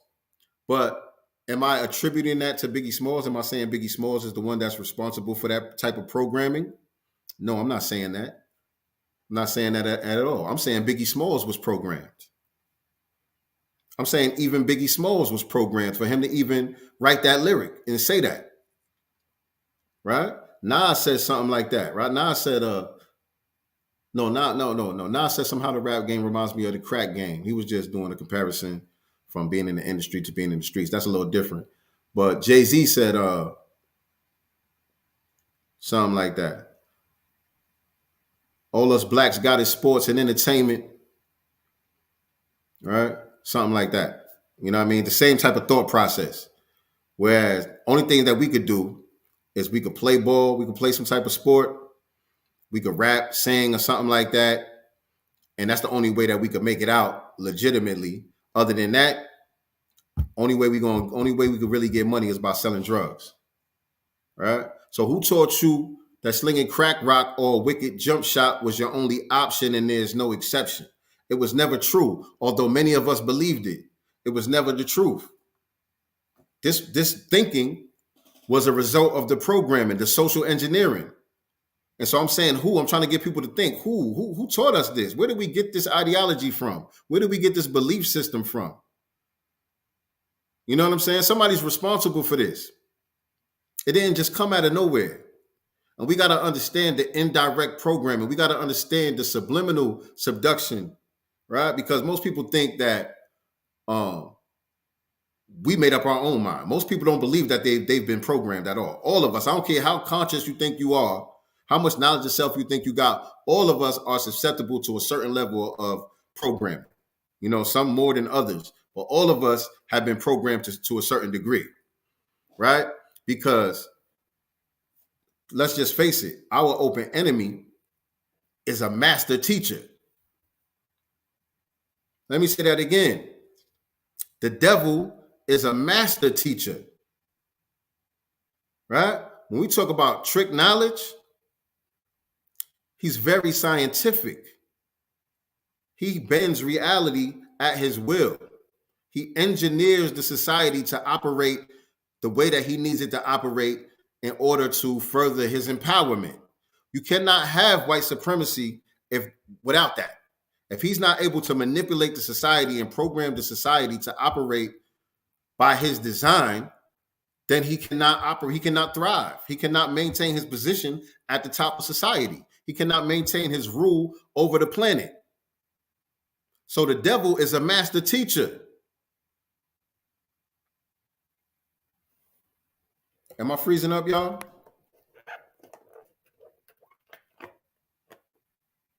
This Decode series is like no other. Word to Omi. I appreciate it. I appreciate it. I appreciate it. Y'all let me know if I'm freezing up here, man. I'm good. I keep seeing this thing pop up on my screen. Like my stream is a little janky. Crew Royalty said I'm good. So I'm good then. But yeah, who taught you to hate your... hold on. Question for the drill niggas. Why they only kill niggas, but the Zimmermans live? It's hard to feel niggas. Who taught you to hate your own reflection?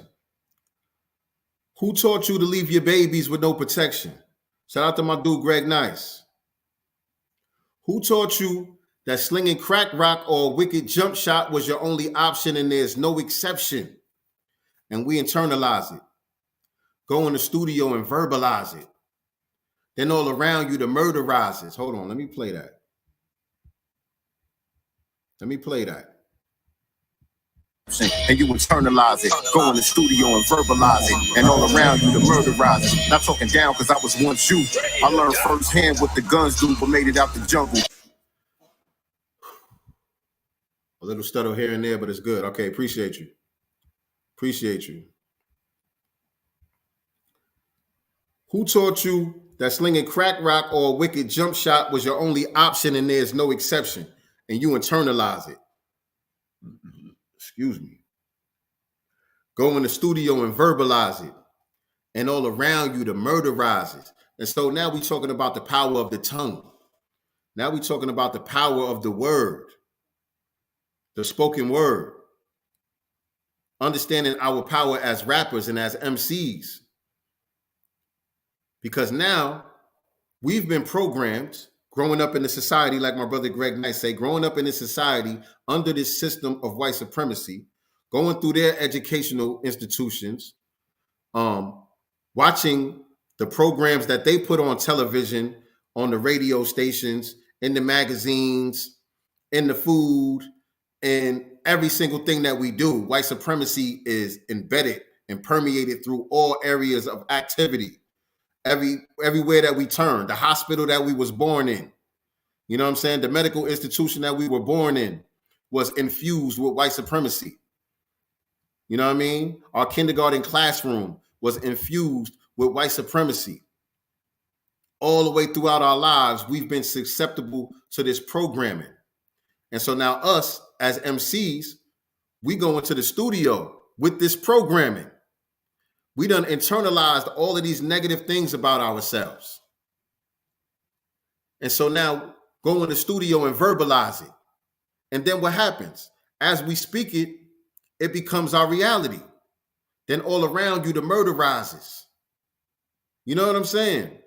The more the drill shit gets popping, the more popular the drill music becomes, the higher the murder rate goes. Because like we were saying earlier, like Aida was saying earlier, people to see it as instructions. People don't look at it as entertainment. They look at it as reality. They look at it like, this is how we supposed to live. This is who I am. This is how I'm supposed to get down. The same way Lil Durk said in the song, I'm supposed to spin the block if somebody disrespect me like that. We devalue the life of people that look like us. So we internalize it, go in the studio and verbalize it. Then all around you, the murder rises. Not talking down because I was once you. I learned firsthand what the guns do, but made it out the jungle. I'm not saying I'm not saying I'm any better than anyone. You know what I'm saying? This is a lesson for all of us. This is something that we all have to learn, regardless to what stage of development that we're in, regardless to where we're at in our evolution. These lessons have to be not only understood, but exercised by the whole of us. Right? Not talking down because I was once you. I learned firsthand what the guns do, but made it out the jungle. I used to be a gangster rapper. My rhymes ain't always sound like this. I was busting guns in every other lyric too. You know what I'm saying? I was slinging crack rock because I ain't have a wicked jump shot too. You know what I'm saying? I learned firsthand what the guns do, but made it out the jungle. See me, I'm blessed because a lot of people never get to see the forest for the trees. They so deep into the smog, they so deep into the fog, they cannot get outside of themselves and realize what happened to them, how they ended up in the situations that they ended up in, right?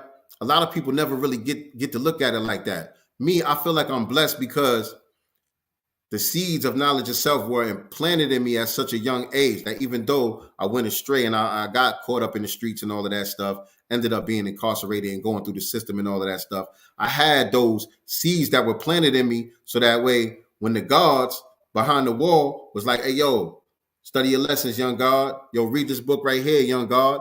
I was able to absorb it because the soil was already tilled. You know what I'm saying? I was already ready for that. You know what I'm saying? Some people, it's too overwhelming. You hearing this for the first time as a grown man, somebody trying to tell you the black man is God, somebody passing you. I always use the Blueprint for Black Power as an example because it's such a huge book. It's like 800 pages or some shit like that. Somebody passing you a big ass book like this, you ain't never read a book in your life. A lot of people, it's just overwhelming. But lucky for me, I was in a place mentally where I was able to understand it. I was able to absorb it. And I was able to utilize my time to slow things down and really study and get an understanding of not only my condition and how I ended up in the situation that I ended up in, but in the condition of our people and how all of this was socially engineered and how none of this was an accident. And although I believe that I'm making my own decisions on a daily basis and that I'm solely responsible for me ending up in these situations, I had to come to a higher understanding that there was a bigger hand, there was a hidden hand at play. There was somebody else who was really controlling the chessboard and I was just a pawn. You know what I'm saying? Not talking down because I was once you. I learned firsthand what the guns do, but made it out the jungle. I like this part right here that's coming up next. And we coming to the end, y'all. We getting toward the end right here. But I like this part right here that's coming up next. I learned firsthand what the guns do, but made it out the jungle. I'm leaving clues on my route to freedom. We know the sun rises in the east and sets in the west every evening, and birds fly north for the summer season. Let me congratulate you. You the greatest, so they had to hate you. Now have a seat at the master's table. I learned firsthand what the guns do, but made it out the jungle.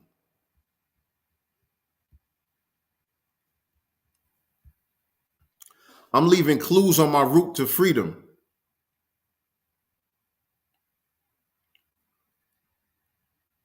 You know, when brothers and sisters, when our ancestors used to run away from the plantations, whether it was the Underground Railroad headed north toward Canada, or whether it was the Underground Railroad that was headed south toward Florida, they would leave clues on their route to freedom so that the people coming behind them would know which way to go. Our people were geniuses. Our people were geniuses, and they understood the terrain. They understood the environment, the botany. They had a relationship with the plant life, with the wildlife, right? I remember when I was in Jamaica and they took us up on this mountain. We was riding the ATVs. We went up on this mountain or whatever the case may be. And they was telling us that this was one of the ways where our ancestors, some of the ancestors used to escape the plantations and get away for freedom. And they had these plants. I forgot what the name of the plants were. But when you step on them, they close up. Or if you even just touch them, they close up. And so they knew that. They understood that. And so they would make a pathway by using those plants. They would just touch the plants along the way so that the plants would close up, so that the people coming behind them, they knew if those plants were closed, oh, that means we got to go this way. I'm leaving clues on my route to freedom. And so the things that they knew, they had a relationship not only with just the plant life and the wildlife, but with the universe in general. We had a deeper knowledge than any formal version of education could give us. Because remember, it was against the law for us to learn how to read and write, right? But we still knew that the sun rises in the east and sets in the west every evening. And we knew that the birds fly north for the summer season. So we didn't have no GPS. We didn't have no navigation system. We didn't have no maps. How did we know which way to go? How did we know which way was north? We had to study the stars. We had to study which direction the sun was rising in and which direction the sun was setting in. I'm leaving clues on my route to freedom. We know the sun rises in the east and sets in the west every evening. And the birds fly north for the summer season. So we looking at the birds and seeing which way they're going. Okay, it's about to be, okay, we got to go that way. You know what I'm saying? That was our navigation system, the universe, the nature, our environment was our navigation system. I didn't write this shit. The ancestors wrote that. I didn't write this shit. That's why I said I really like this part of the rhyme, because I'm like, wow, I ain't come up with that. Not talking down, because I was once you. I learned firsthand what the guns do, but made it out the jungle. I'm leaving clues on my route to freedom, because what I'm doing, I'm trying to pass down the knowledge based on my own experience. You know what I'm saying? The things that I learned along the way from the mistakes that I made, I'm trying to pass that down to make sure that my sons and those who I'm able to touch from his generation don't have to make those same mistakes. I'm leaving clues on my route to freedom. We know the sun rises in the east and sets in the west every evening, and birds fly north for the summer season. Let me congratulate you. This is for those that are listening. This is to the listeners. This is for those of y'all who RSVP'd and went to www.themastersrsvp.com and ordered the Master's Table. This is for those of y'all that went on your favorite streaming platform, pulled up the Master's Table, and hit the play button. I said, let me congratulate you. You the greatest, so they had to hate you. Now have a seat at the Master's Table. The reason why the white supremacists hate you is because you're the greatest. my nigga. They know they can't fuck with you unless they have a system that makes the game unfair. They have to have a system in place that gives them an unfair advantage in order for them to compete with you. You the greatest, so they had to hate you. So have a seat at the master's table. I appreciate y'all. I appreciate y'all who are listening to me live. I appreciate those of y'all who going to watch this on the replay. I appreciate all y'all. I appreciate my brother DJ RP Beats. He said, big shout out to DJ Quick for inspiring me to create the Master's Groove, which spawned the inspiration for the intro. Hop on here and break that down before we get out of here, brother. Hop on here and break that down before we get out of here, because I was on here shitting on DJ Quick a couple of weeks ago. No, I wasn't really shitting on him, but you know, I have a unpopular opinion about Quick, I guess. But hop on here and give Quick his flowers. Hop on here and give DJ Quick his flowers real quick. DJ RP Beats, I just dropped the link for you. And so from one DJ to another, one producer to another, get on here and give DJ Quick his flowers before we get out of here real quick. Yes, indeed. Yes, indeed. If you listen to the whole album, what's your favorite song on the album right now? So we got the intro with Second Son. We got the Master's Theme, which is the song that we just did the lyrical breakdown for. We got Purple Tape, which we still ain't break down yet. We got The Fort. We broke down the Fort a couple of weeks ago. We got Who Killed Malcolm. We broke that joint down. We got She Woke, Within War. We're going to break that one down soon also.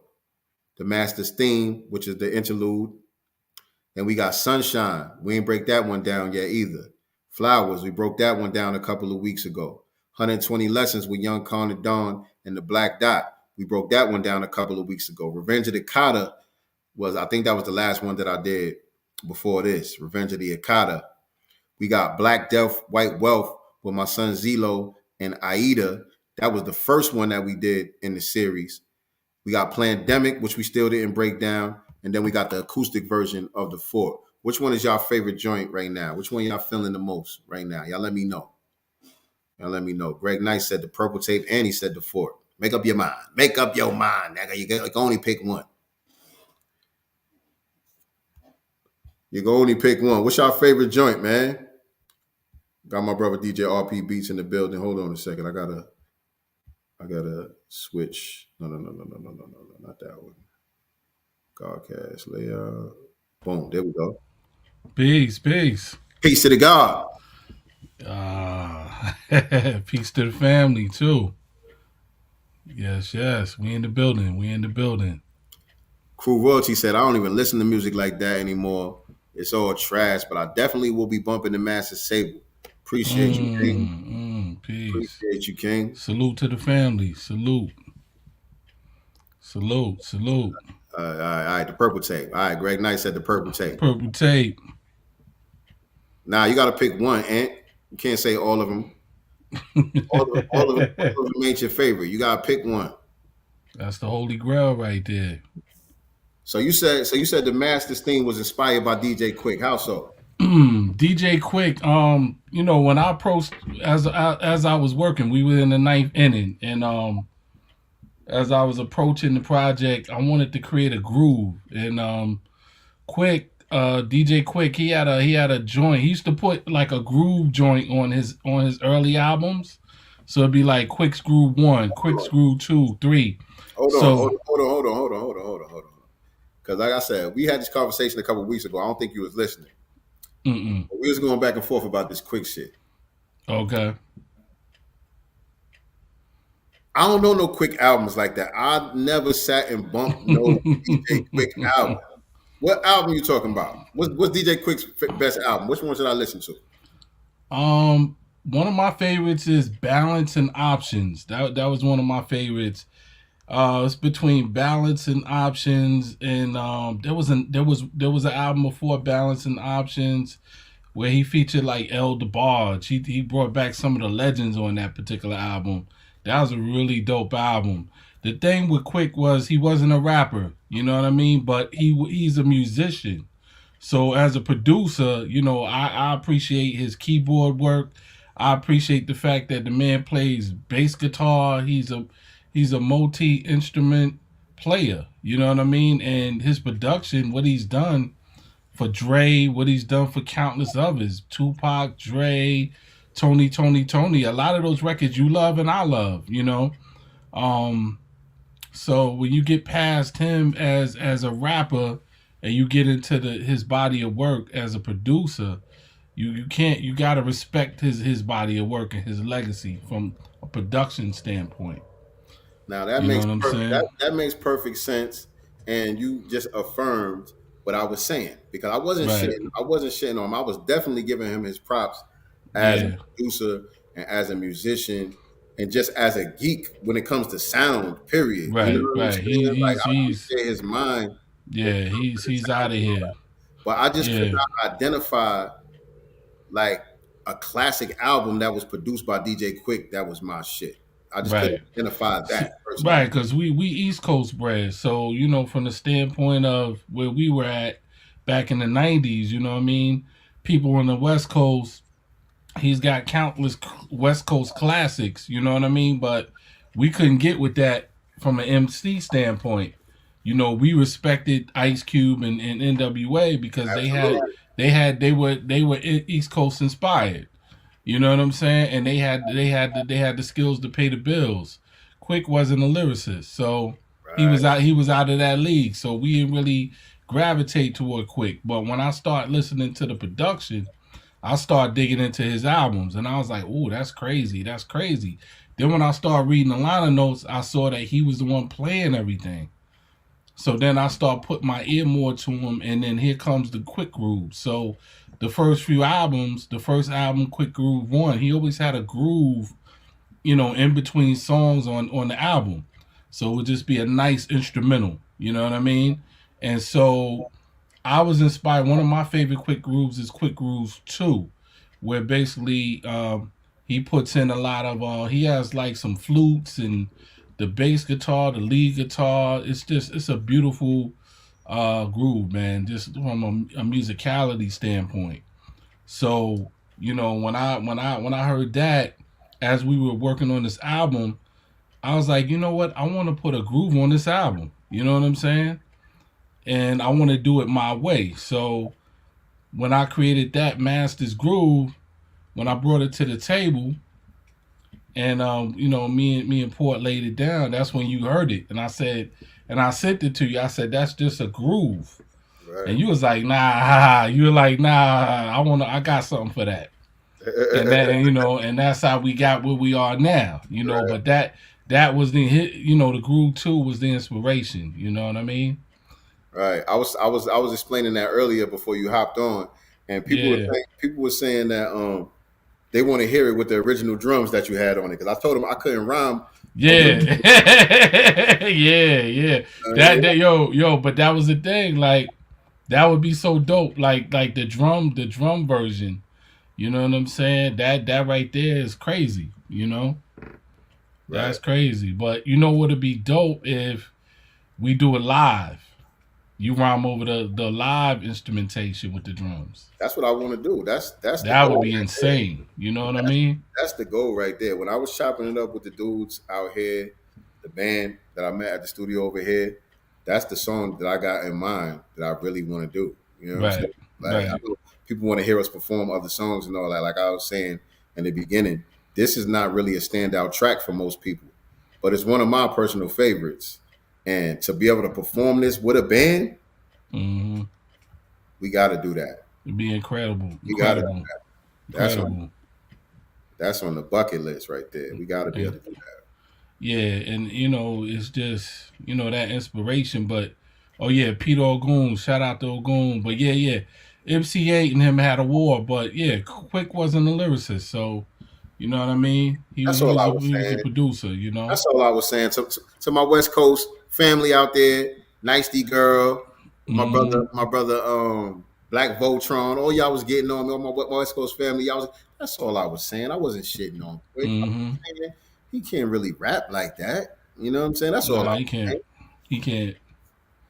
You know what I'm saying? But you know, production wise, he's gonna go down in history. Brilliant. You know, he's brilliant. He's brilliant. Discography. Yeah. Now, let me ask your opinion. I think your opinion is different than mine because you coming from a DJ producer standpoint. But he feels like he deserves the same level of props as a Dr. Dre. Do you believe that? No. Okay. And I'll say because when I look at Dr. Dre's body of work, from NWA, starting from NWA on, before that, World Class Wrecking Crew, you know what I mean? Like his body of work is unmatched. Quick hasn't had the impact. His projects hasn't had the same impact. West Coast. Only on the West Coast, because when you look at a Chronic, the Chronic covered East Coast, West Coast. The Chronic was a legendary body of work. Like DJ Quick doesn't have anything to even match that. Forget the NWA discography. You know what I'm saying? Like Straight Outta Compton, he can't match Straight Outta Compton. Niggas for Life, 100 Miles and Running, he can't match. He doesn't have a body of work to match any of that Dre discography. Then we get to the Chronic, the Doggy Style album, Get Rich or Die Trying, Chronic 2001. You know what I mean? Like even he doesn't. The Shady LP and Eminem show. Yeah, so that's the only thing. Like he can't match Dre with that. He can't even stand up to that. Right. And but like you said, he has contributed to Dr. Dre. He's a part of Dr. Dre's legacy. You know what I'm saying? Him and Battle Cat and people like that. Right. Dre wouldn't be who he is without their contributions either. Right. He's still a very important figure. You know what I'm saying? Right. In hip hop in general, but especially in West Coast hip hop. Right. Dre is like, he's the West Coast Quincy Jones. You know what I mean? When it comes to the hip hop, his legacy is cemented. You know what I mean? The Chronic is his Thriller. You see what I'm saying? So it's unmatched. It's unmatched, man. I'm sorry, Quick, but you're not on it's levels. It's levels. There's levels. And Dre being the engineer that he is, Dre being the producer, Dre being an arranger, because it's like you could give me 10 different producers and sit them in a room with me, but ultimately it's my ear that's going to catapult that to the next level, because I know what I want from each guy and I know the way I want it. You know what I mean? And I'm going to create this because I have the vision. And if you take me out the room, you don't get the Chronic. Exactly. You know what I'm saying? Exactly. If you take me out the room. Exactly. Not saying that they're not going to still make some dope music, but you're not going to get that result. Right. So yeah. That's a fact. That's a fact. Dre is, he's got that gift. He heard Kendrick and knew, right away that Kendrick had it. He knew Eminem had it. You know what I mean? He has that ability, to tap into that, that those frequencies, and he knows how to put those frequencies together properly and present it as a full body of work. And that's a gift, man. Like you can't. There's not too many people can do that. Crew royalty. I don't know, man. I don't know. I'm a hard critic. Right? Are you gonna be able to take it if I say it's trash? That's the question.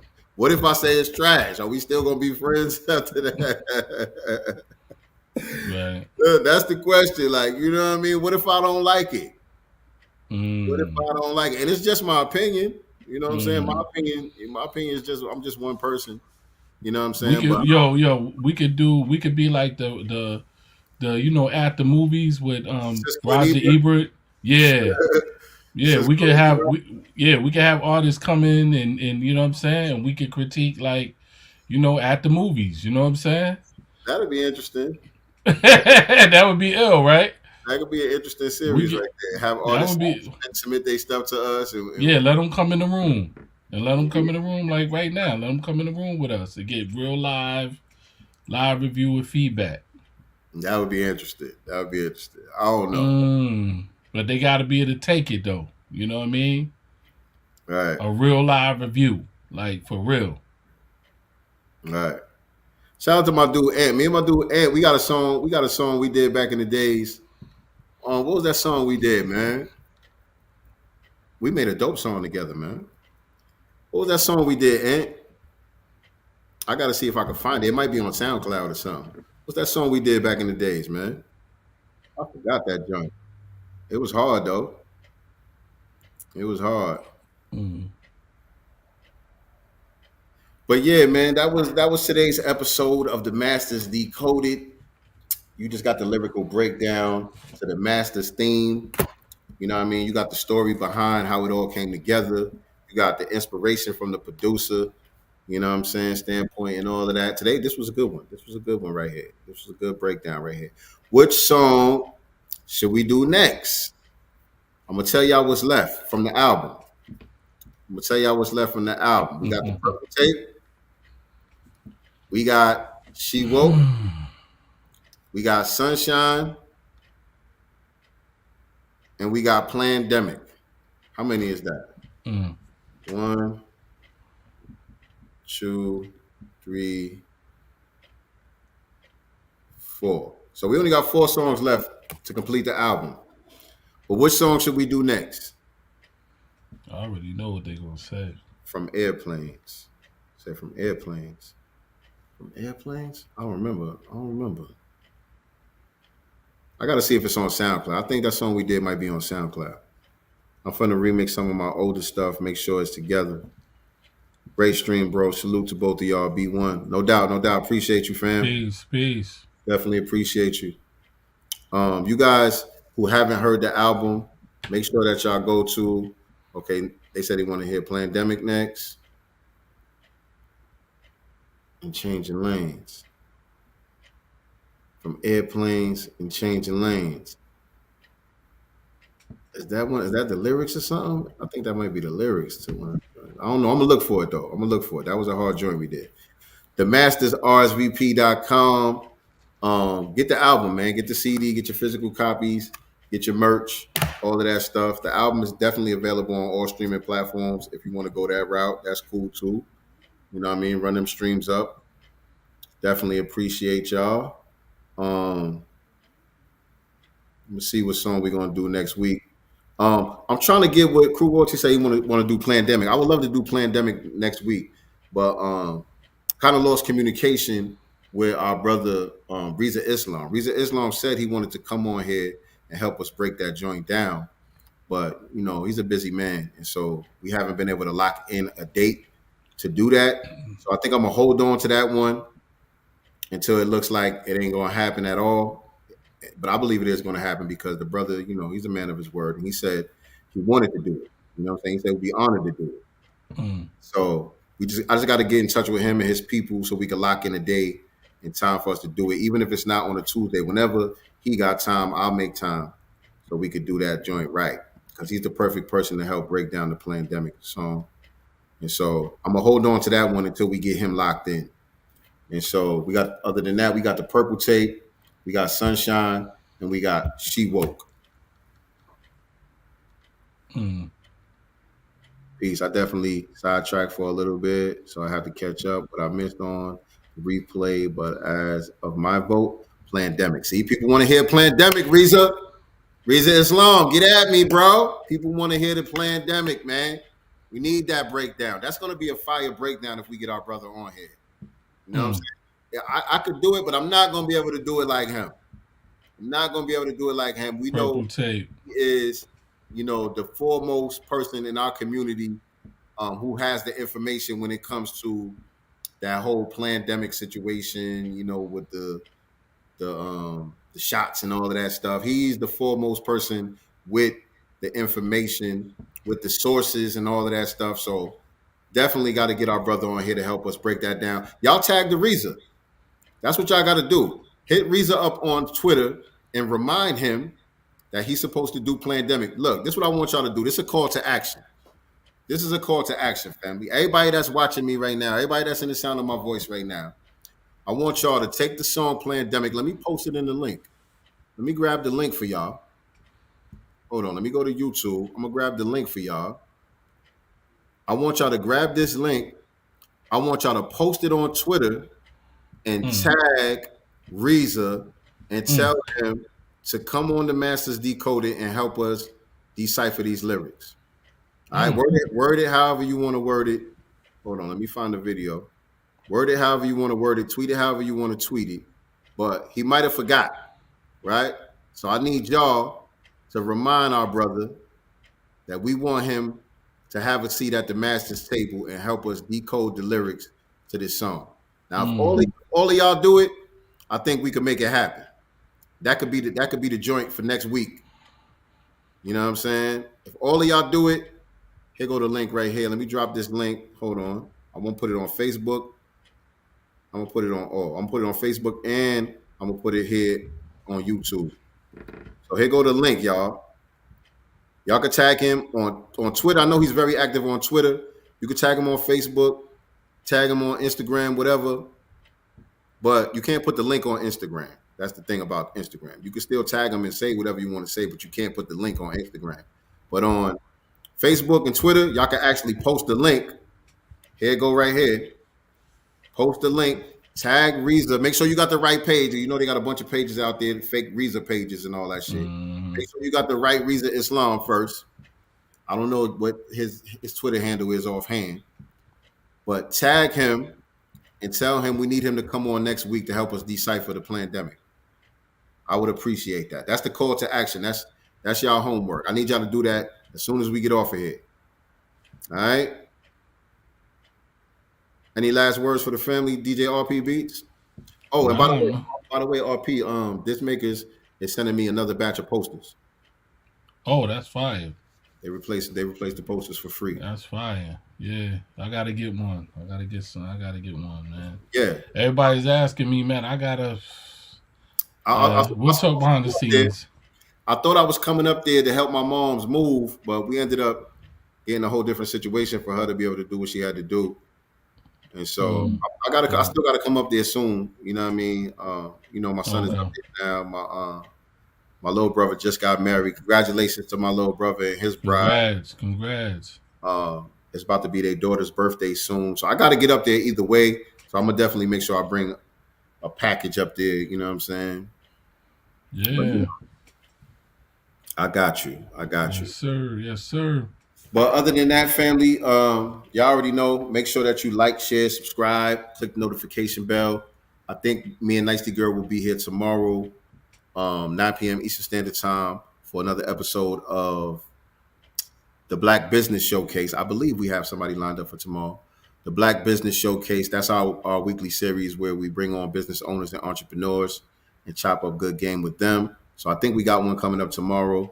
For those of y'all who want to get updated on what's going on with the passive income, I'm still doing the passive income thing. I just haven't been going live with y'all because I be trying to do too much, man. I got too many. How my moms be saying it, you got too many irons in the fire, son. You got too much going on. You know what I mean? And so it'd be hard to juggle everything and keep everything consistent. And so that's on me. But I'm still doing the passive income thing. I will be documenting and sharing with y'all so y'all can see the journey along the way. And so stay tuned for some more content based on that also. Make sure you follow me. I'm at Sincere Love the God on all social media platforms. Follow my DJ over here. What's how you want? DJ RP Beats, all social media platforms. Continue to support the movement. We in the door. Yes, indeed. Yes, indeed. All right, family. Always remember, we are not the master teachers, but we are the master students and signal boosters for the voices of the new Black media. B1, salute, peace, and Black love. Still you so brilliant, most resilient. We poster children of prophecy fulfillment.